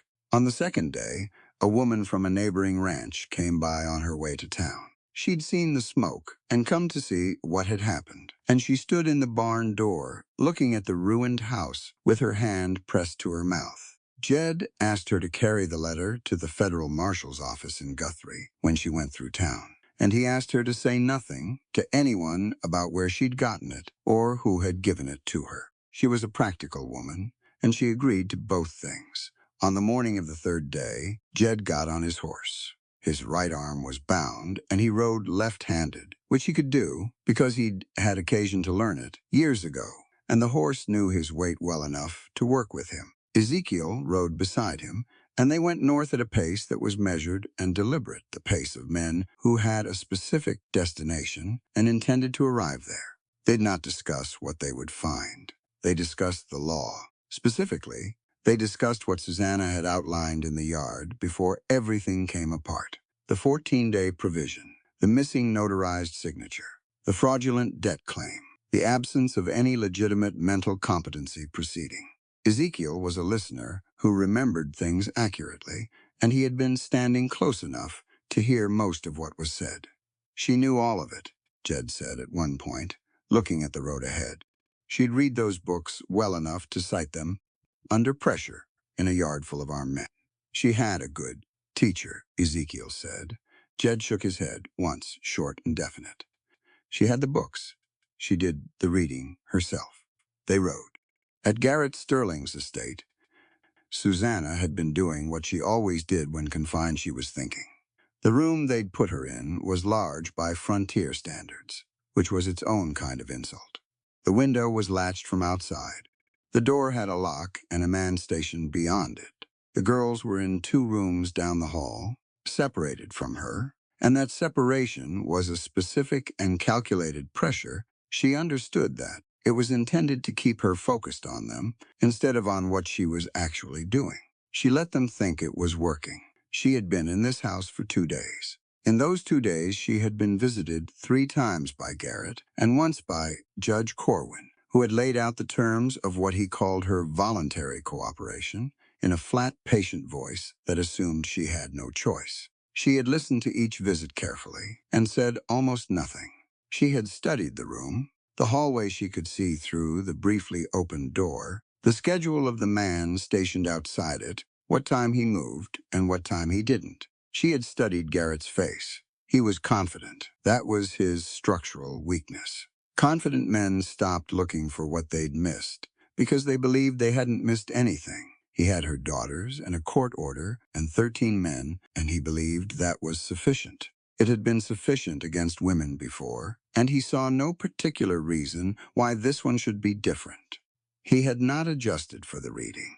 On the second evening, he came to the room himself, without Judge Corwin, and sat across from her in the chair near the window and looked at her with that expression. The thin, careful one. Susanna, I've been patient with you because you've had an upsetting journey, but the cooperation agreement needs to be signed tomorrow. You'll turn over guardianship of the trust legally, and your daughters remain under this roof, well-fed and safe, while the silver claim is processed. She looked at him. And if I don't sign, she said. The incompetency proceeding moves forward, he said. Judge Corwin will schedule it at his convenience, which he assures me is very soon. Once you're legally declared incompetent, your signature isn't required for anything. When was that proceeding? Filed, she said. A small hesitation, barely there. Recently. In which court? Another small hesitation. She watched him decide whether to answer, and watched him decide it didn't matter if he did. Fifth Circuit, he said. Judge Corwin's own court. A judge cannot preside over a proceeding in which he is also a material witness, she said. He signed the custody order. That makes him a witness to the events preceding any incompetency claim. He has a conflict of interest under territorial law. She paused. The same law he'd be using to conduct the proceeding. Garrett's face did not change, but the quality of his stillness did. Something in it went from relaxed to deliberate. "You've been talking to Jed Vance," he said. "I've been reading," she said. He stood up. The patience in his face had thinned to something underneath it. "You are making this harder than it needs to be." She did not stand up. She stayed in her chair and looked up at him and kept her voice level. "I'll need to see the original competency filing. Any woman subjected to that proceeding has a right to review the charges. That is not negotiable under territorial statute. If you want any of this to hold in a legitimate court, you'll produce the document." He left without producing it. She hadn't expected him to. She was building a wall out of procedural requirements, stacking them one at a time, and she understood that this wall would not hold indefinitely. But every day it held was a day closer to the 14 she needed. What she needed was the safe. She had seen it on the first morning when they brought her through the study. Built into the east wall behind a painting, visible for about 4 seconds as they walked her down the hall. She'd noted the type, a combination lock, the model that had been popular in the territory for about 5 years. She'd noted it and filed it and come back to it in her mind several times since. The original land deed was in there. She was certain of it. Garrett was the kind of man who kept the thing he wanted closest to him. He hadn't come this far to leave it somewhere convenient for someone else to find. Tabitha picked the lock on the third night. She appeared in the doorway of Susanna's room at a time when the hall was quiet, having gotten through her own door with something she'd taken off her boot heel, a small piece of metal that had been there since before Susanna was aware of it. Susanna looked at her daughter in the doorway, holding a boot in one hand, and said nothing for a moment. "How long have you had that?" she said. "Since Kansas," Tabitha said. They moved fast and quiet down the hall. The house was large, and the hired men weren't all professional. Some of them were local hands, who thought guarding a woman and her daughters was an easy night's work. And easy night's work made people careless. The man at the east end of the hall had his chair tipped back and his chin on his chest. Tabitha went for the girls. Susanna went for the study. The study was unlocked, which told her Garrett was confident, and possibly told her something else about him too, that his confidence had made him slow where it counted. The safe was behind the painting, as she remembered. She stood in front of it in the dark and put her hands on the dial and thought. She did not know the combination. She knew something about the man who had said it. Garrett Sterling was a man of patterns and habits. He'd chosen this particular model of safe because it was the most popular, the safest seeming, the most respectable choice. He would have said a combination he could remember without writing it down. A number that meant something to him, something fixed. She tried the year of the family patriarch's death, which she knew from the estate documents. Wrong. She tried the land grant number from the Calhoun County deed, the first 6 digits of it. The dial moved and stopped. She felt the first 2 tumblers give. Her hands were steady. She kept going. The third tumbler caught, and she backed it up a half turn and felt it again. Slow. And it gave, and the door swung open in the dark study with a sound that seemed very loud and was probably not. She found the deed in 30 seconds. The original, with the girls' names on it, the land description, the notarized seal. She found Judge Corwin's original unsigned copies of 3 documents he'd later signed under duress or bribery, which told a story all by themselves. She took both the deed and the copies. She also took the forged debt agreement, the original that Garrett had brought to the yard. She tucked everything flat inside her dress, against her ribs, and went back into the hall. Tabitha had the 4 younger girls at the east end of the hallway. All 4 of them were in their coats and boots, which meant Tabitha had made them put their boots on before they slept. Planning ahead, which was the most Tabitha thing Susanna had ever witnessed, and she felt something sharp and fierce in her chest at the sight of it. Hattie had the twins' hands. Nettie had her cloth bag, the one with the bird feathers and the small book, because there were certain things Nettie Sterling was not leaving behind. They went out a window at the east side of the house onto a lean-to roof and down from there to the frozen ground. It was cold. The air hit them like a wall, and the twins pressed into Hattie's sides automatically, and Susanna looked at 5 faces in the dark and said, low and clear, "Move fast and stay together." They moved. The horses in Garrett's stable were better than anything they'd had before, which was one advantage of a rich man's property. Tabitha got a stall door open, and Susanna got a horse bridled with one hand, while Hattie boosted the twins up with the efficiency of a girl who had been paying attention in the corral for weeks. Nettie climbed up herself. Tabitha got the last horse and didn't need help. They came out of Garrett Sterling's stable yard at a canter, and Susanna pushed them to a gallop as soon as the ground opened up, and the cold air tore past her face, and she leaned over the horse's neck and thought, keep going, keep going, keep going. She did not know exactly how far they were from Guthrie. She knew the direction, north and east. She knew the road because she'd looked out every window she'd had access to, and she'd oriented herself the way she oriented herself everywhere, by light and landmark, and the position of the sun during the few hours of daylight she'd been able to observe. It was dark now, but the road was pale against the dark ground, and the stars were out in the full Oklahoma way, and she followed them. They rode for 2 hours before she saw the rider coming. He came from the east, from the direction of Guthrie, moving faster than a man on a dark road needed to move, unless he had a reason. She pulled up and held her arm out, and the girls pulled up behind her, and they waited in a group in the road while the rider came on.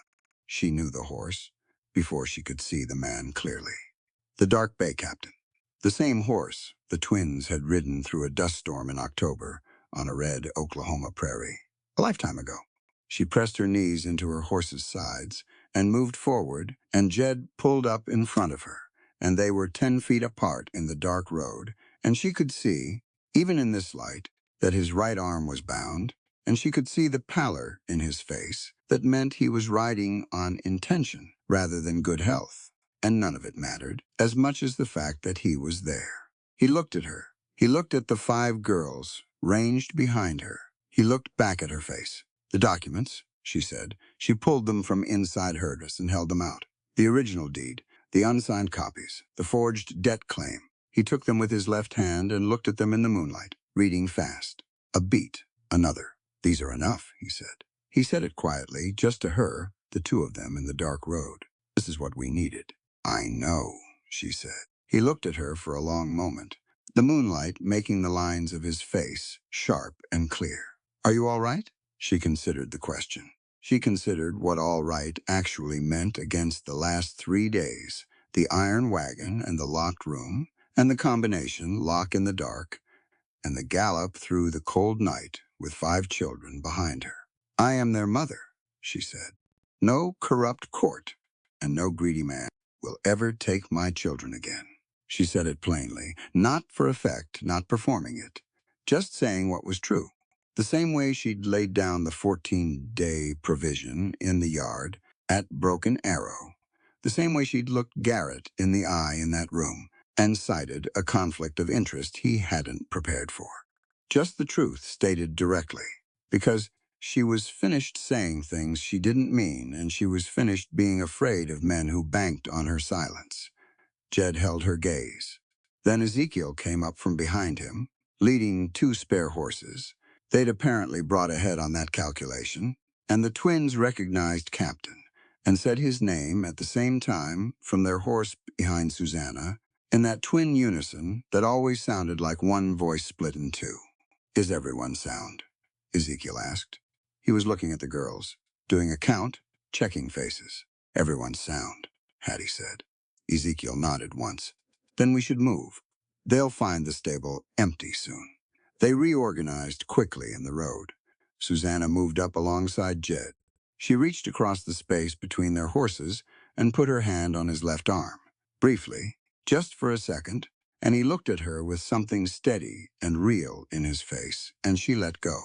"Federal Marshal?" she said. "Waiting in Guthrie," he said. "A circuit magistrate, too.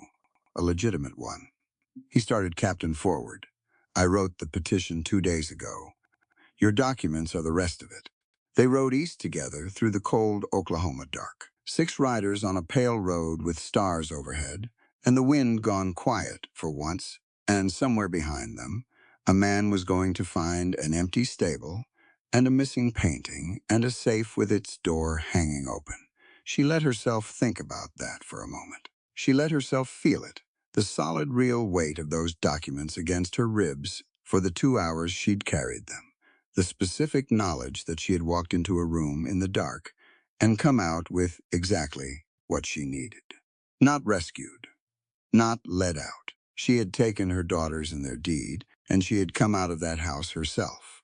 The road to Guthrie was long and cold, and she rode it straight. They reached Guthrie before dawn. The town was quiet at that hour, the main street empty except for a dog sleeping in a doorway and a lantern still burning at the far end near the marshal's office. Their horses' hooves made the only sound, muffled and hollow on the frozen ground, and the 6 of them rode single file until Jed turned toward the light. The federal marshal's name was Arbuckle.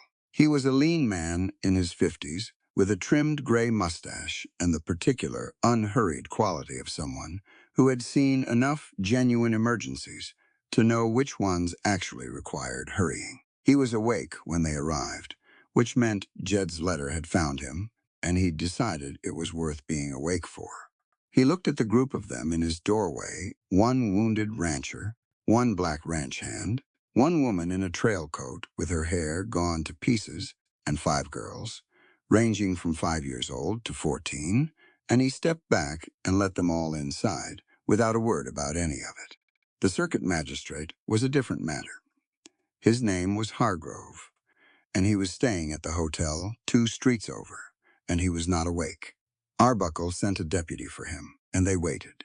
Susanna sat the twins down near the marshal's small stove, and Hattie took her coat off and wrapped it around both of them without being asked. Nettie sat straight-backed on the bench near the wall, eyes moving over the room, memorizing it. Tabitha stood behind Susanna's shoulder and said nothing. Jed sat across from Arbuckle at the desk. His left hand was on the documents Susanna had retrieved, all of them laid out flat in the lamplight. The forged debt agreement, the unsigned copies of Corwin's documents, the original land deed with the girls' names and the notarized seal. Arbuckle read through everything slowly. He was the kind of reader who moved his finger along the line. He turned each page with care. When he got to the unsigned copies of the documents that Corwin had later signed, he stopped. He looked up at Jed, then at Susanna. Where did these come from? Garrett Sterling's safe, Susanna said. Arbuckle looked at her for a moment. You retrieved them yourself. I did. He looked back down at the documents. Whatever he was thinking, he kept it brief and internal. The signature on the debt claim, he said. You're saying this is forged. I'm saying my husband's handwriting looked nothing like that, Susanna said. I'm also saying the notarization stamp on it belongs to a territorial official who died in 1884, 3 years before this document was allegedly signed. The room was quiet.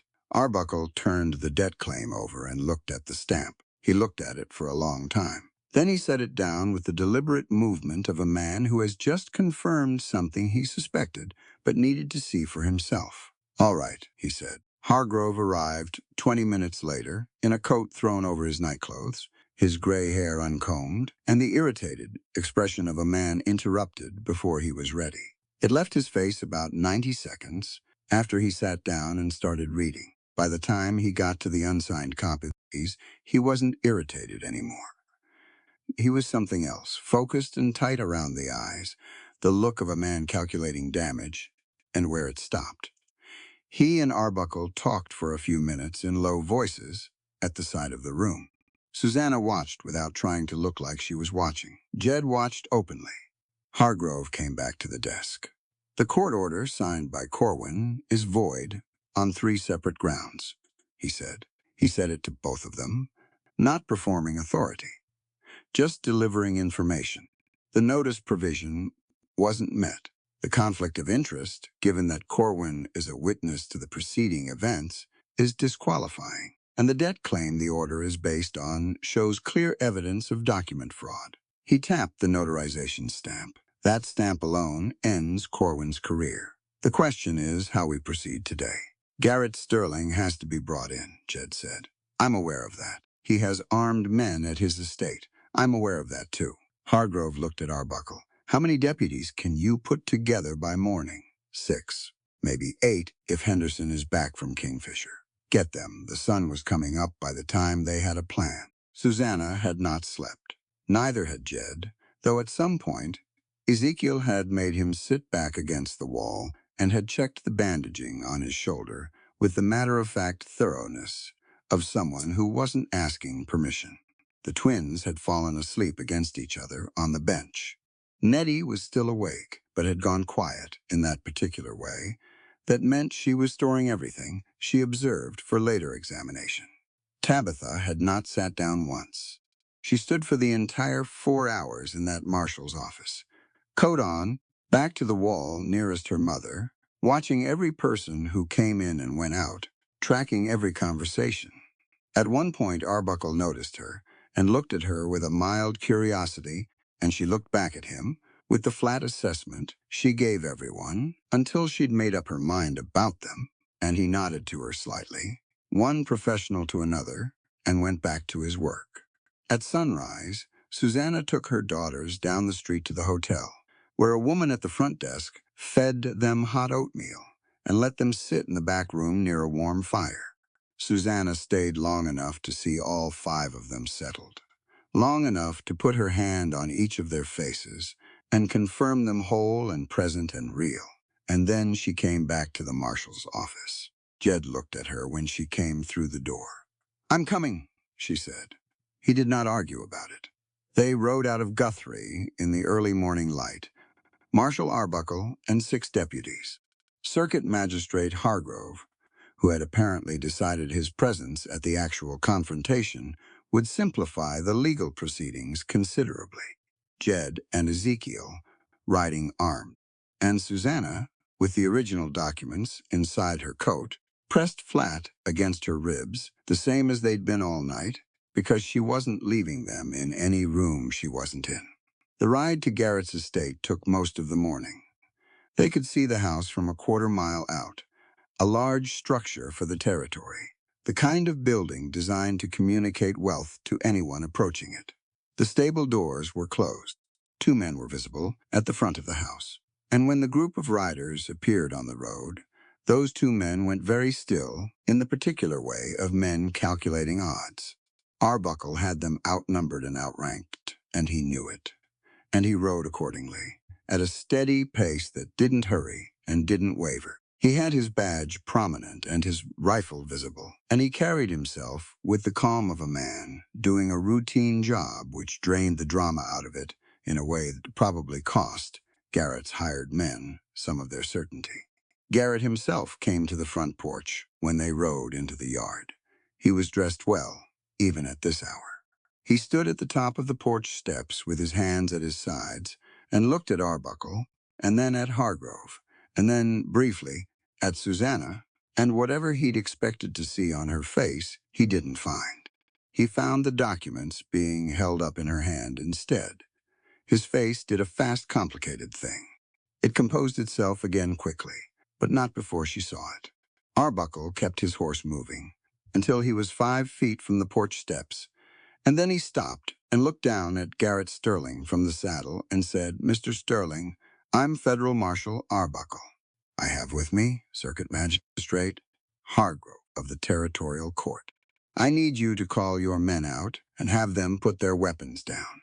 Hargrove. "On what authority?" "Evidence of document fraud, kidnapping, and attempted murder," Arbuckle said. He said it the way he'd say anything, plainly and in sequence. "I'd like your cooperation." Garrett looked at the 6 deputies. He looked at Jed, who was watching him from horseback with an expression that had nothing performative in it. He looked at Susanna, who looked back at him without stepping back or looking away. He called his men out, not because he'd given up. Susanna understood that clearly.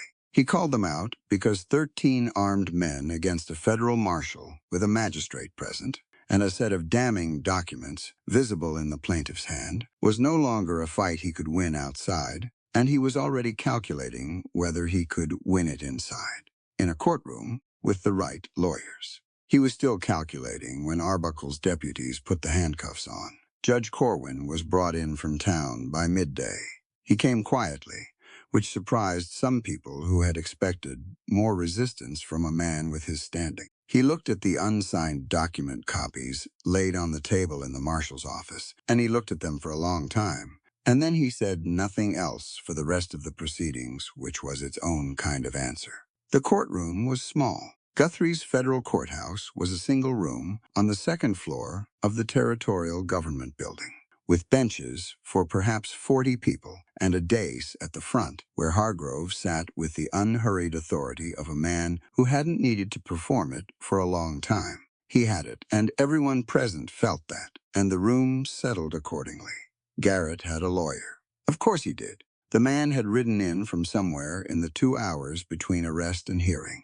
A sharp-faced man in an expensive coat who went immediately to work, looking for procedural footnotes the way certain lawyers did, checking every board for rot. He found the floorboards solid. Susanna watched him find them solid and watched his face adjust. The townspeople came. She hadn't expected that. She hadn't been paying attention to who was in the street when they rode in, but word moved fast in a frontier town with not enough happening in it. And by the time the hearing began, there were people standing 3 deep along the back wall of that courtroom. Ranchers, homesteaders, women with their coats still dusty from the road, men who had taken off their hats and held them in their hands. Some of them knew Jed, some of them knew Garrett by reputation. All of them had heard pieces of the story and had come to hear the rest. Hargrove opened the hearing and laid out the procedural violations in Corwin's order with methodical clarity. The 14-day notice provision, the conflict of interest, the fraudulent notarization stamp. He displayed the unsigned document copies and explained what they demonstrated about the sequence of events. He presented the original land deed with the girls' names. Garrett's lawyer objected at intervals, raising arguments that were technically sound in isolation, and fell apart when held against the actual documents on the table. He was good at his job, and his job couldn't save him today. And he was smart enough to see that about 20 minutes in. And after that, he was mostly managing the severity of the outcome rather than trying to reverse it. Jed was called to speak. He stood in that courtroom with his right arm bound and his shoulder still healing, and he spoke without notes because the notes had burned with the house. He didn't need them. He had the same information Susanna had developed over 4 weeks of reading, and he'd been working with these laws considerably longer than that. He laid out the timeline. He laid out the specific statutes. He cited the 1882 ordinance and its mandatory provisions, and he cited the territorial statute on fraudulent debt claims and what the penalty was for presenting one to a court. He was direct. He didn't use the courtroom the way some men did for theater. He just told the truth in order and let it sit there. Then he looked at Garrett Sterling and at the packed room behind him, and something shifted in his expression. Not anger. Something with more weight to it. A civilized frontier, he said, isn't measured by how many guns a man owns or how much land he steals. It's measured by how fiercely it upholds the freedom, dignity, and rights of its women and children. The room was quiet. Not the held-breath kind of quiet that preceded something. The kind that comes after. The kind that means something landed and people are sitting with it. Garrett was looking at his own hands on the table in front of him. His lawyer was looking at Hargrove. Judge Corwin was looking at nothing. Susanna was called last. She walked to the front of that room and stood, and she was aware of the 40 people behind her, and she let them be there and directed her attention forward. Hargrove asked her to present the documents she'd retrieved and to describe the circumstances of the retrieval, and she did, clearly, in sequence, with the specific details that made it verifiable. The safe type, the combination, the contents. the forged debt claim, and the unsigned copies, and what they demonstrated when held together. She said it all, without performance and without apology. Then Hargrove asked her to speak to the question of guardianship, and she put her hand flat on the railing in front of her and said, "I am the legal guardian of 5 minor children who are the named inheritors of a property deed. I have committed no crime that any legitimate court has adjudicated. I have been subjected to a forged legal proceeding, physically removed from my place of employment by armed men, and held against my will for 3 days. My daughters were held separately from me as a means of coercion." She paused. "I want my guardianship affirmed. I want the trust intact. And I want every false document in this case declared void on the record." Hargrove looked at her for a moment over the papers in front of him. "Granted," he said. "All 3 of them." Garrett's lawyer made one more effort. He raised the question of Jed's legal standing to have initiated proceedings on Susanna's behalf, suggesting the whole matter had been orchestrated by an interested party seeking to gain from the outcome. It was the argument he'd been building toward all morning. Jed was still standing near the front of the room. He didn't look at Garrett's lawyer. He looked at Susanna. She answered it herself. "Mr. Vance provided me employment, lodging, and access to legal reference materials," she said. "I read those materials. I identified the relevant statutes. I presented the procedural objection in the yard. I retrieved the documents from the safe." She looked at the lawyer directly.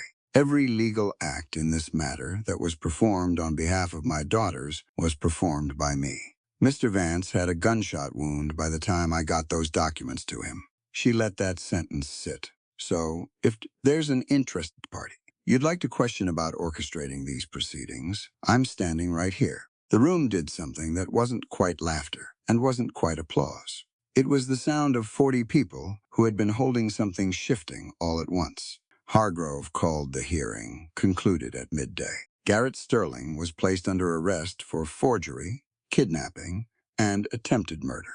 The warrant specified all 3. Judge Corwin was remanded for investigation, pending a formal proceeding from the territorial bar. Both of them were walked out of that small courthouse by Arbuckle's deputies, past the people standing along the back wall, past the homesteaders and ranchers and women in dusty coats who had come to watch. Susanna watched them go. She stood at the front of the room and watched the door close behind them, and she stayed where she was. For a moment, both hands on the railing, the documents in a neat stack on the table beside her. Jed came to stand beside her, left shoulder to her right, not saying anything yet, just there. After a minute, she said, "The girls. Ezekiel went to get them when the hearing started," he said. "They're downstairs." She nodded. She picked up the documents and squared them against the railing and held them against her chest. The original deed, her daughters' names on paper, notarized and legitimate, and won back from a safe in the dark, and argued for in a room with 40 witnesses. She would need to get them to a reliable legal depository. She would need to establish the trust formally with a territorial attorney who wasn't Corwin or anyone connected to him.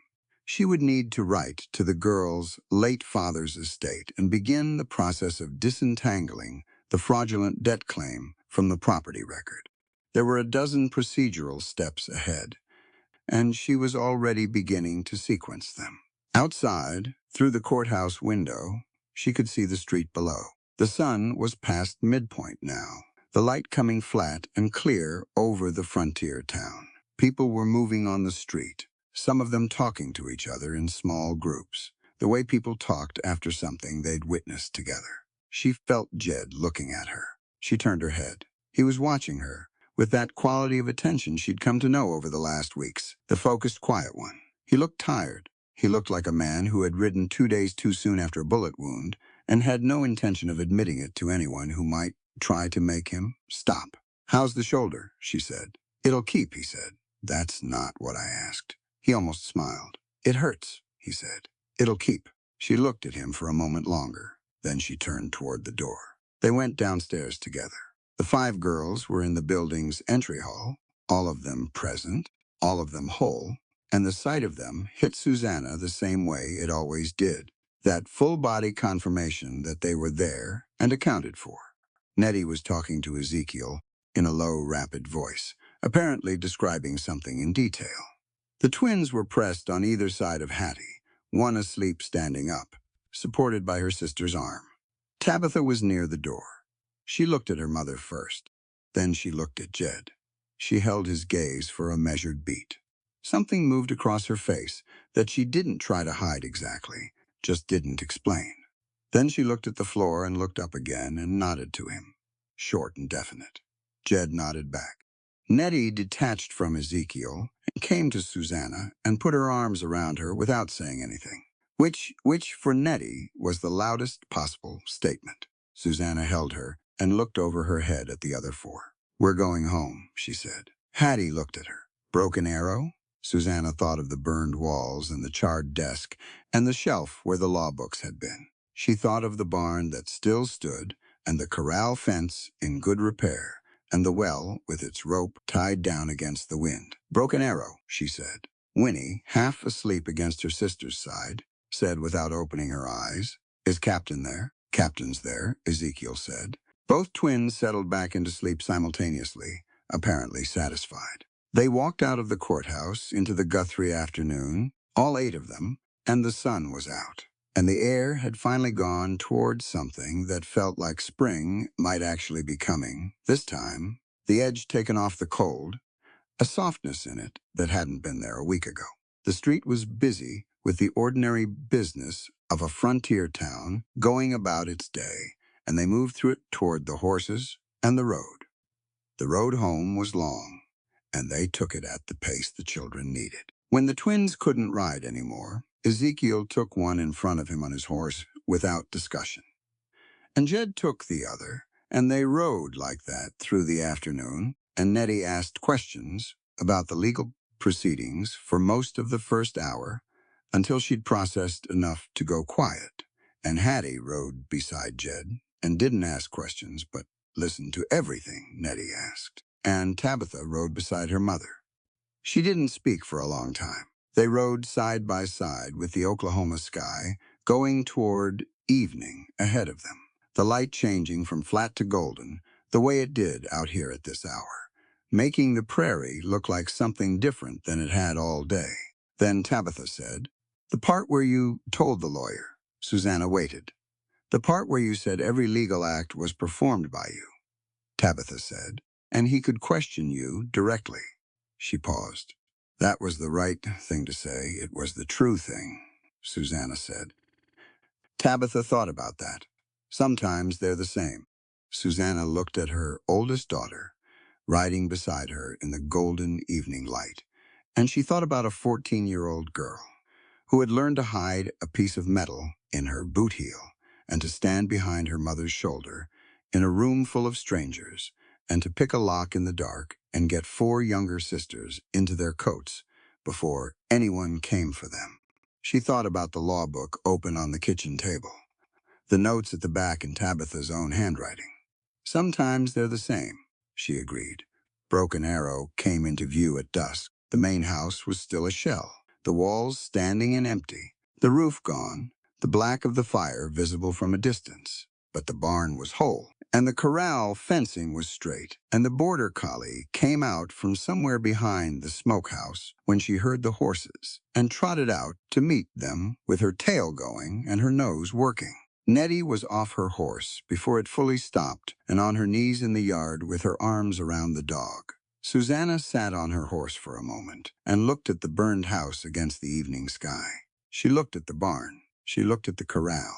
She looked at the well with its rope still tied down, the way Jed had tied it the morning of the blizzard, a small thing done right out of habit, the accumulated habit of a person who did small things right, because that was how you kept larger things intact. She got down from the horse. The ground of Broken Arrow Ranch was solid under her feet, cold and solid and real. She stood there and breathed. The morning after the hearing, Broken Arrow looked like something had grieved it.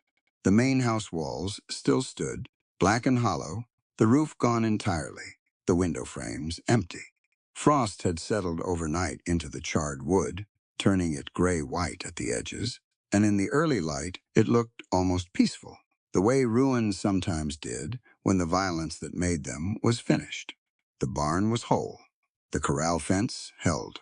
The well rope was still tied down the way Jed had tied it. Susanna stood in the yard and looked at the house for a long time. She did not look at it with grief exactly. She looked at it the way she looked at everything she intended to deal with, directly and without flinching, taking inventory. 4 walls, stone chimney, intact, foundation solid. The interior would have to come down to the studs and go back up, but the bones were there. Jed came to stand beside her. His arm was still bound. He moved carefully, the way a man moved when he was managing pain and not advertising it, and he stood at her shoulder and looked at the house the same way she did, measuring what remained. "We can rebuild it," he said. "I know," she said. She turned away from the house and went to start breakfast in the barn, because the barn had a small iron stove in the tack room, and she had children to feed. And the house being burned was not a reason for any of them to go hungry. The community came on the 3rd day. She hadn't expected it. She didn't know these people well, the neighboring ranchers and homesteaders scattered across the territory, the families she'd seen at a distance or heard Jed mention by name. But they came. Wagons appeared on the north road in the morning, one after another, loaded with lumber and tools and covered dishes, and by midday there were 23 people in the yard of Broken Arrow Ranch, including 6 men who had worked together before and needed no direction to begin. A woman named Clara, whose husband ran the spread 5 miles east, came straight to the tack room, where Susanna was managing breakfast into lunch, and set down a covered pot on the stove and looked at her. "Tell me what needs doing," Clara said. She was broad-shouldered and efficient, and she had the manner of someone who had organized things in a crisis before and found it suited her. Susanna looked at her for half a second and then told her exactly what needed doing, and Clara went and did it. And from that point on, the two of them ran the feeding of 23 people through the afternoon without stepping on each other once. Hattie spent the day in the yard. She moved between the arriving families and the horses, and the men beginning to work on the house frame, carrying things and fetching things and watching everything with her particular focused attention. By noon, she'd determined which of the 3 visiting ranch dogs was dominant and arranged the feeding situation accordingly. By mid-afternoon, she was helping one of the ranchers guide a beam into position, her small hands doing useful work, her face concentrated. The twins had appointed themselves official greeters and were doing it with great seriousness at the end of the drive. Nettie asked the visiting rancher from 2 miles south 17 questions about his wagon's axle design before he'd gotten it fully stopped, and he answered all 17, somewhat bemused. Tabitha worked. She didn't join in the talking. She moved through the yard with her sleeves rolled and her hair pinned back, and she carried lumber and sorted nails, and swept charred debris from the foundation with a steady, unhurried focus. People around her worked and talked, and she worked beside them in silence, and nobody commented on it because the work itself was clear enough. Late in the afternoon, when the new frame was beginning to rise against the sky, Jed came to where she was working at the far edge of the foundation. She had a hammer in her hand, pulling old nails from a salvageable board, doing it methodically, 1 nail at a time. He stood nearby and watched what she was doing. She pulled another nail, set it in the pile, moved to the next one. He picked up a board from the stack beside her and turned it in his hands, checking the grain, the way a man did when he was thinking about something else. "This one's still good," he said. "Oak, hard to burn all the way through." She didn't look up. "I know. I've been sorting them." He set the board in the usable pile. She pulled another nail and dropped it. Then she stood up straight and looked at him. Not the flat, watchful assessment, not the measuring look. Something different. Something that had been working its way toward the surface for weeks and had apparently decided today was far enough. She held the hammer out to him. He looked at it, she said quietly. "Thanks, Pa." Just that. Just those 2 words, and then she turned back to the board she was working on and pulled the next nail. as if she hadn't said anything in particular. Jed stood there for a moment. He took the hammer. He turned away before she could see his face, which was the right call for both of them, and he went back to the frame and got to work, and neither of them said anything else about it all afternoon. Susanna saw it from across the yard. She was carrying a covered dish from one of the wagons to the tack room, and she stopped walking for a second, watching her daughter's back and Jed's back and the hammer changing hands. She stood there with the covered dish in both arms, and she felt something she hadn't expected to feel on this particular day, in this particular yard, with a burned house and 23 people, and a mountain of work ahead. Something that was close to joy. Not the uncomplicated kind. Nothing in her life was that simple anymore, but real and present and here.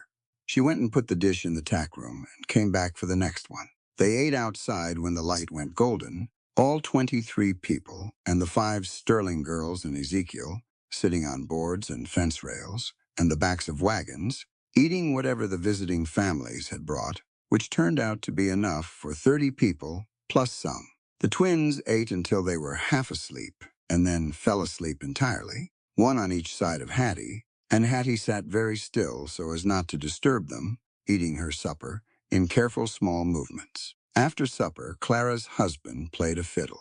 He wasn't a showy player. He played the way he probably did most things, competently and without fuss, and the music moved through the yard in the evening air, and something in the assembled people relaxed that had been held up all day. Someone's boots started moving on the ground without their owner seeming to decide it. A woman laughed at something her husband said, the full, unguarded kind.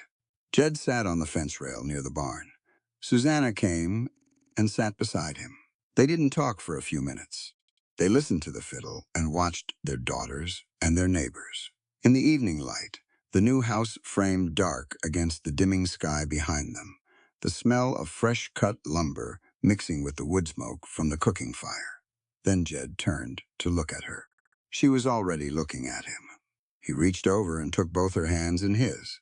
His left hand was solid around hers, his right arm still bound but present at his side, and he held her hands the way you held something you intended to keep. And he didn't look away from her face. "I don't want to marry you to take your burdens away, Susanna," he said. "I want to stand beside you as an equal partner. This land, this life, and this name belong to both of us." She looked at him. She looked at the man who had ridden a dark bay horse out of a copper dust-storm and taken his hat off, the man who had sat across a desk at midnight and handed her law books, the man who had walked a wounded shoulder into a federal marshal's office and written a petition left-handed on a board in a barn. The man who had just taken a hammer from a 14-year-old girl's hand without making it into anything larger than it needed to be. She turned her hands over in his and held on. "Yes," she said, "just that." The same way she said important things, directly and without decoration. The fiddle played on. Somewhere behind them, Nettie's voice rose in a question about something, and Ezekiel's voice answered it. And the twins laughed in their sleep the way they did sometimes, some shared dream finding both of them at once. Broken Arrow Ranch was a shell of a house, and a working barn, and a corral, and a community of people eating supper on fence rails, and Susanna Sterling sat in the middle of it with her hands in Jed Vance's hand, and she was exactly where she intended to be.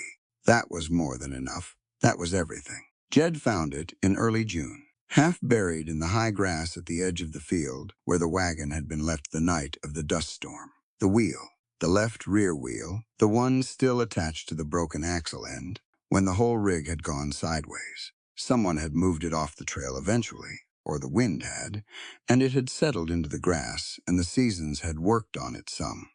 The iron rim had gone rusty. 2 of the spokes were cracked. But the wheel itself held its shape, the circle intact, the hub solid. He stood there in the June grass and looked at it for a while. Then he put it in the back of the farm wagon and brought it home. He worked on it in the evenings after the day's work was done and supper was cleared. The new main house was framing up well. The community had come back 2 more times, and the walls were up. And the roof was on, and the windows were fitted, the interior still rough but livable by the end of May. The girls had moved back in from the barn. Susanna had her kitchen back, which meant everyone had hot food at regular hours, which the whole ranch felt in some collective way it couldn't articulate. The wheel sat in the barn each evening, and Jed worked it. He stripped the rust from the iron rim. He replaced the two cracked spokes with new oak he'd shaped himself, matching the originals as closely as he could. He treated the wood, all of it, working the oiling grain by grain, and the old dry wood came back darker and richer than it had probably been new. The hub he reinforced from the inside with iron brackets he made at the forge, so it would take weight permanently. Nettie found him at it on the fourth evening. She appeared in the barn doorway, with the collie at her heels, and stood there watching him work on the spoke with a draw knife. "What is that for?" she said. "Something for the front porch," he said. She came closer. She looked at the wheel with the focused consideration she brought to anything mechanical. "A porch swing," she said. It wasn't a question. She'd figured it out from the shape of the thing and the angle of his work. "That's right." She was quiet for a moment. Then she said, "That's the wheel from our wagon, it is." She looked at the spoke he was shaping, the one that broke, the same one. She sat down on the hay bale nearest him and watched him work. She didn't ask any more questions about the wheel. She seemed to understand in the direct, instinctive way she understood most physical things, what it meant to take something broken and make it into something that held people. He let her watch. On a Saturday morning in late June, he mounted it on the front porch with Ezekiel's help, the two of them fitting the frame and the chain with the precision of men who measured twice. When it was done, the wheel hung level and solid between the porch posts, the chains running clean. The seat he'd fitted across the bottom, wide enough for two people and steady enough for five.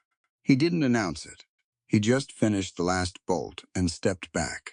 Winnie and Bertie had been watching from the porch railing. They looked at the swing. They looked at each other. They looked at him. "Can we?" Bertie said. "That's what it's for," he said. They were on it before he finished the sentence, both of them at once, feet off the ground, the old wagon wheel creaking slightly on the chains with a sound that wasn't unpleasant. It settled under their weight and swung, gentle and even. Susanna came out of the house. She stopped at the porch door and looked at the swing, and looked at the twins on it, and looked at Jed. She looked at the wheel, the sps he'd replaced, the rim he'd cleaned, the hub reinforced from inside. She recognized it. He could see that she did. She didn't say anything for a moment. Then she walked to the swing, and she put her hand on the iron rim and held it there the way she held things she was making sure were real. "I thought you should have it," he said. "What broke us together is now the thing we rest on." She looked up at him. He wasn't a man who made speeches. She'd come to know that well. When he said something, it was because it was the right thing to say, and he'd thought about it long enough to be sure. She recognized the shape of this. The wheel retrieved from a field. The weeks of quiet evening work. The result hung between the porch posts, where the first thing anyone saw arriving at Broken Arrow was something that had been broken and made whole. "It's exactly right," she said. It was. The summer moved forward with the particular momentum of a working ranch in full season. The horses needed constant attention, and Hattie provided most of it with a natural authority that had grown from weeks of learning into something the animals simply responded to. She was 12 now, and she moved through the barn with the ease of someone who had always done this, who couldn't remember not knowing how a horse's shoulder moved or what an irregular gait meant. Jed watched her and said, "Less and less," which was its own kind of compliment, the kind that came from having nothing left to correct. Tabitha spent her mornings in the kitchen and her afternoons at the table with the law books. She had gotten through most of the property code volume and was well into the civil procedure text, her notes filling a composition book she'd gotten on a trip to town, her handwriting, small and precise at the top of every page, with section numbers and cross-references. She asked Jed questions in the evening sometimes, practical ones, specific to what she was reading, and he answered them and directed her further, and she went back to the book. She was not asking out of general curiosity. She was building something in her head, a structure, the shape of a system she intended to be able to use. Susanna recognized it because she'd built the same structure in her own head over 4 weeks the previous winter, and the material looked different on a 14-year-old, but the intent was identical. She said nothing about it directly. She let the girl read. In August, Susanna went to town. She'd been going regularly, handling the ranch's business and the ongoing legal process of establishing the girl's trust with a legitimate territorial attorney. The proceedings were careful and slow, which was how legal proceedings should be, and she was present at every stage of them, asking questions, reviewing documents, noting what she didn't understand, and coming back with the understanding before she signed anything. The attorney, a careful man named Prentice, who had initially spoken to her with the particular courteous caution he apparently reserved for women doing legal business, had adjusted his approach by the third meeting. He now spoke to her the way he would speak to anyone who understood what they were reading, which she did. On this trip, she stopped at the school. Guthrie's school served the town children. Out here on the ranch land, the homesteading families had no school within reach and no reliable way to get there if they had. The children learned what their parents could teach them, which varied considerably and stopped early when the work needed doing. She knew this. She'd been thinking about it since March. She talked to Jed that evening on the porch swing. She laid out what she'd been thinking, the ranch's largest outbuilding that wasn't in regular use, what it would take to fit it out as a classroom, what she could teach, and what she'd need help with. He listened the way he listened to everything she proposed, fully and without interrupting, and when she finished, he asked 2 practical questions about the winter heating and the supply of paper and pencils. Then he said, "What do you need from me?" She told him. He did it. By September, the outbuilding had been fitted with benches and a good iron stove and a blackboard Ezekiel had built from planking and slate paint and mounted on the east wall. Word went to 7 neighboring homesteads. On the first morning, 11 children came. They ranged from 6 to 14, boys and girls, some of them who had never had formal instruction, and some of them who had started and stopped and started again, as their families moved across the territory. They sat on the benches and looked at Susanna at the front of the room, and she looked back at them, and she started where she always started with important things. From the beginning, with the most basic tools. Reading first, because everything else built on it. She was not a sentimental teacher. She was direct and clear, and she corrected mistakes immediately and explained why they were wrong and moved forward.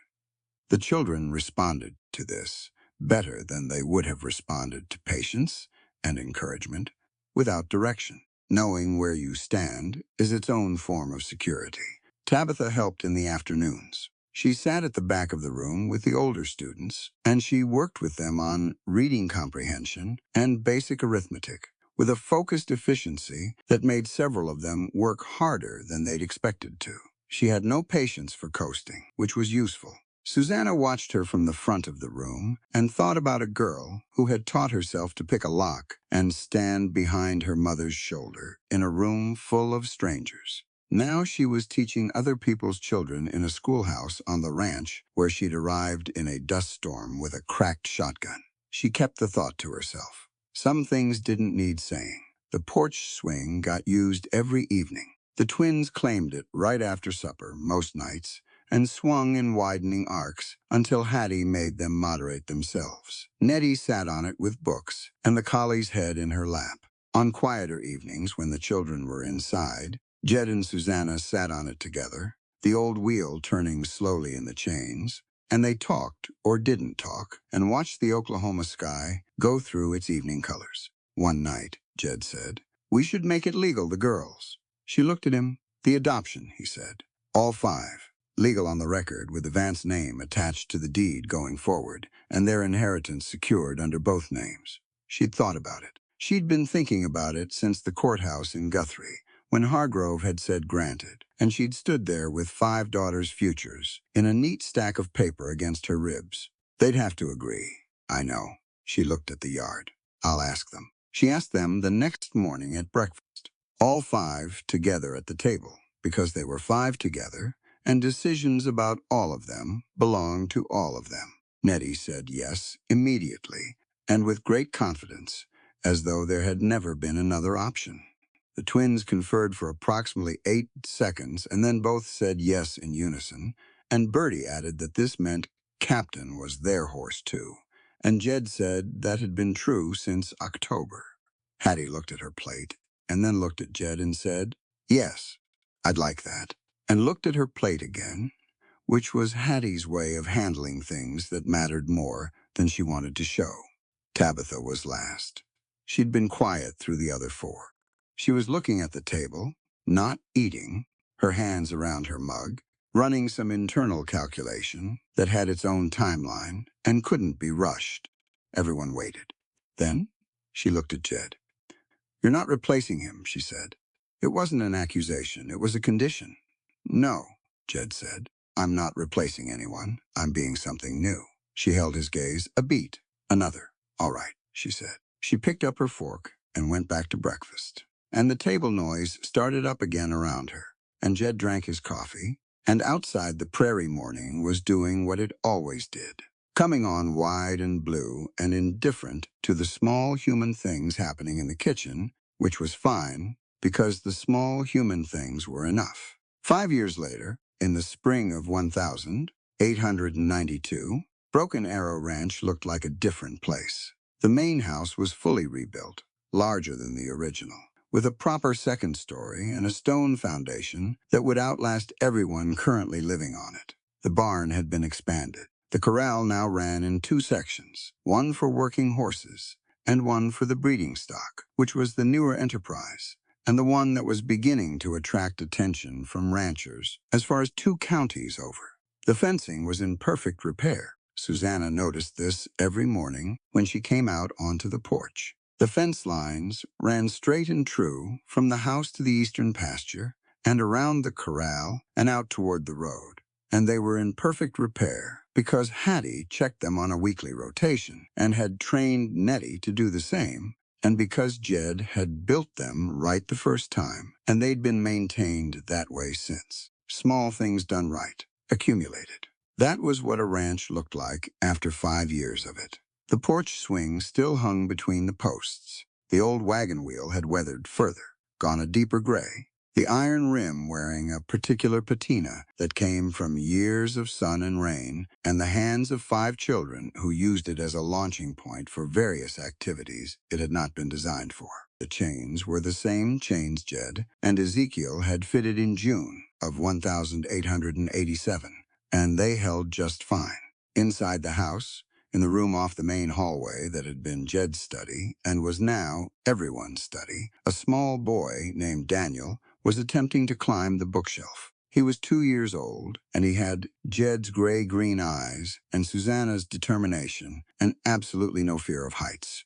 which was a combination that kept everyone in the household alert. Nettie, who at 13 had appointed herself his primary minder during daylight hours, came around the doorway, took in the situation, and removed him from the shelf with the calm efficiency of someone who had done it before. "Down," she said. He looked at her.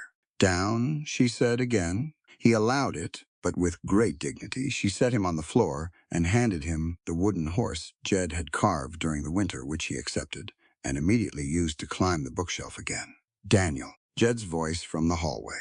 The boy stopped climbing. He turned around on the shelf. He looked at his father in the doorway with the expression of a 2-year-old who was weighing outcomes. Jed looked back at him with a patience built from long practice. The wooden horse was set down on the floor. The shelf was descended. Daniel went and found the collie, who was older now and slower, and accepted him with a tolerance that had been hard-won over 2 years of unpredictable small human behavior. Nettie looked at Jed. "He's going to be worse when he can actually talk." "He's going to be fine," Jed said.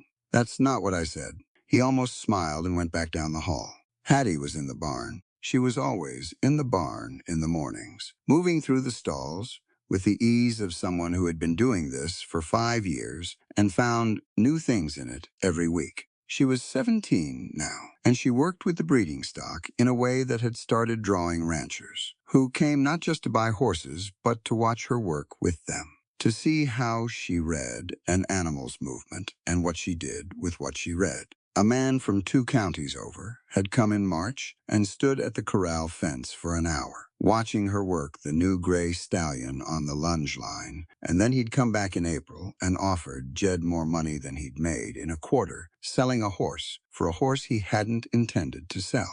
Jed had told him the horse wasn't available. He'd told Hattie about the offer that evening. She'd said, "He's not ready, I know," Jed said. "That's what I told him." She looked at him. The flash of something that crossed her face, quickly there and quickly schooled, was the same expression she'd had the morning he'd told her to come to the corral and watch the gray mare's gait. That brief, unguarded happiness before the composure came back. "Tell him to come back in the fall," she said. "He'll be ready then," Jed told him. The schoolhouse was full. What had started as 11 children from 7 homesteads was now 32 students from 14 families. And the outbuilding had been expanded twice. Susanna taught 5 mornings a week and 2 afternoons. A woman from a neighboring homestead had come on as a second teacher the previous year.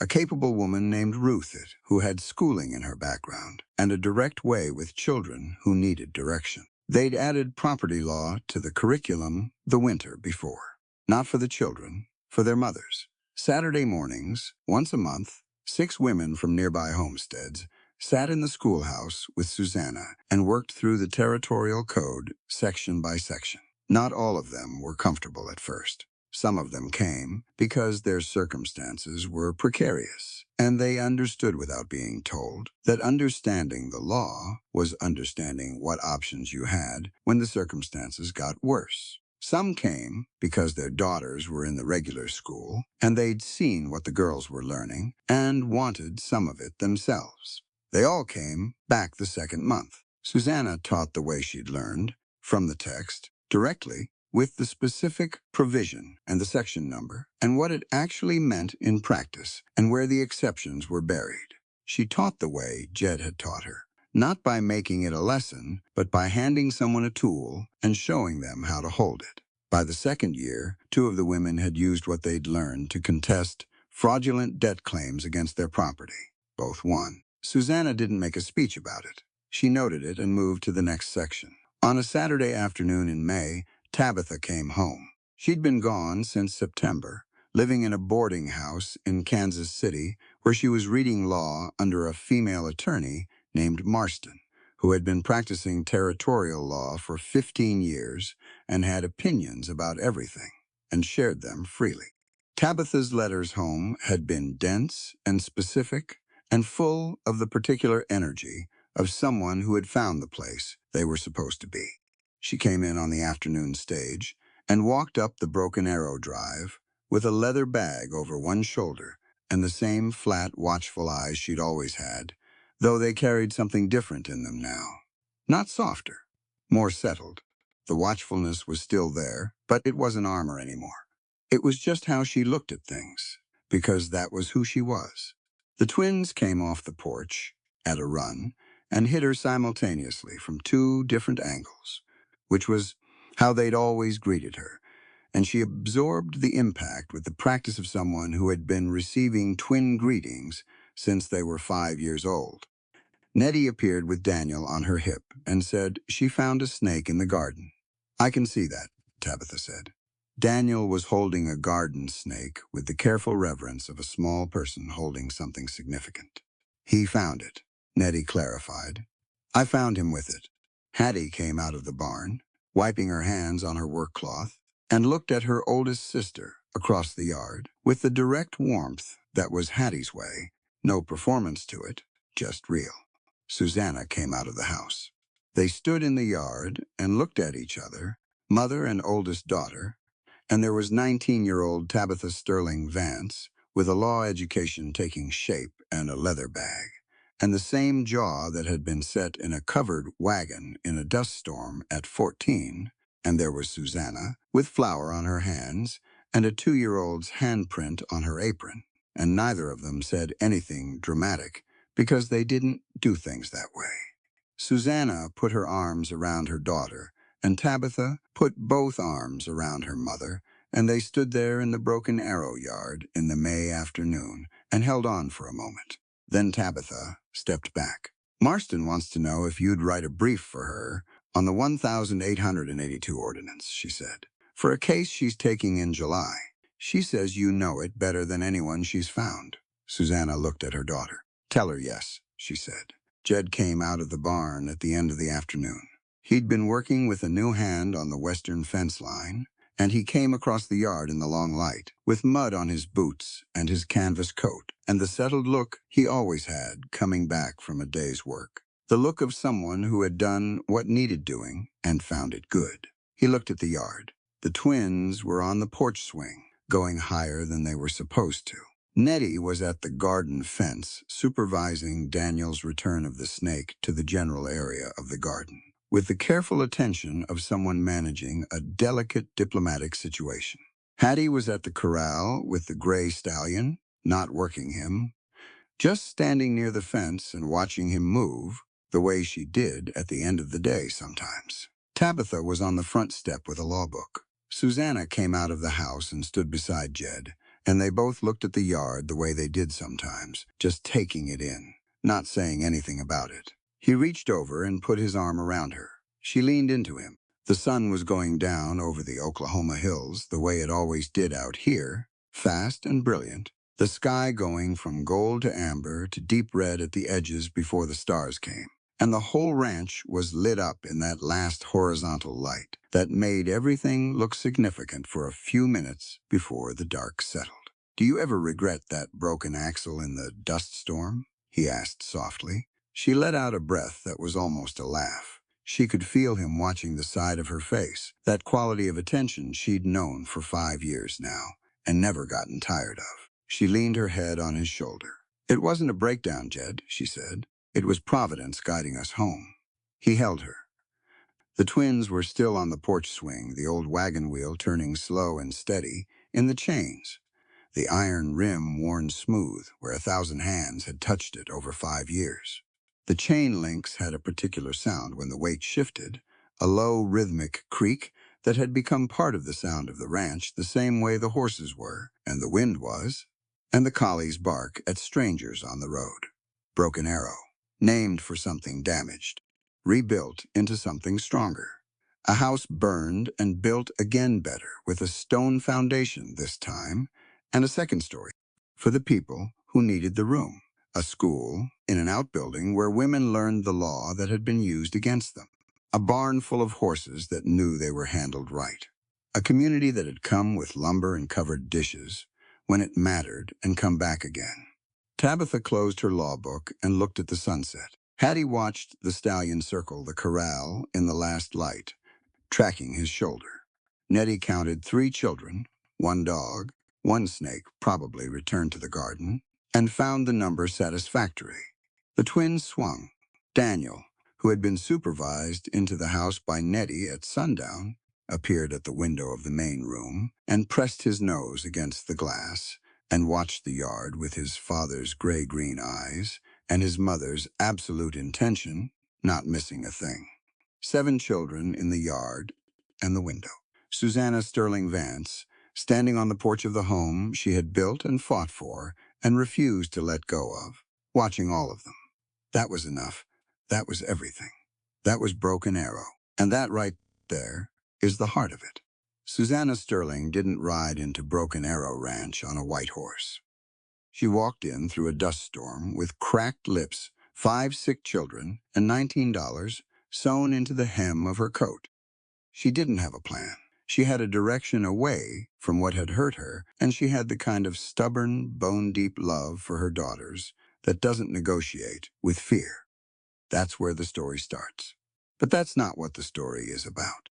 What it's really about is what happens when someone hands you a tool you didn't know you needed. For Susanna, that tool was a law book. For weeks, she sat at a kitchen table after midnight, reading statutes by lamplight. taking 11 pages of notes in her tight, careful handwriting, finding the gaps in a system that had been built to exclude her. She didn't do it because someone told her to. She did it because she finally understood that knowledge isn't just power in the abstract. It's the specific difference between signing a document you don't understand and knowing exactly what you're signing. Between losing everything and standing in a yard full of armed men and citing chapter and verse to their faces without flinching. That moment in the yard, that's the one that stays with you. No cavalry, no rescue. Just a woman in a work dress with her arms loose at her sides, quoting the 1,882 Territorial Ordinance to a corrupt judge and a man who had ridden 300 miles to take her children. She bought 14 days with that knowledge. 14 days that changed everything. She didn't win because she was lucky. She won because she had done the reading. And that's the first thing this story gives you, the reminder that preparation is its own kind of courage.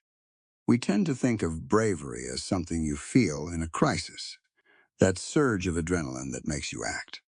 But the bravest thing Susanna did wasn't standing in that yard.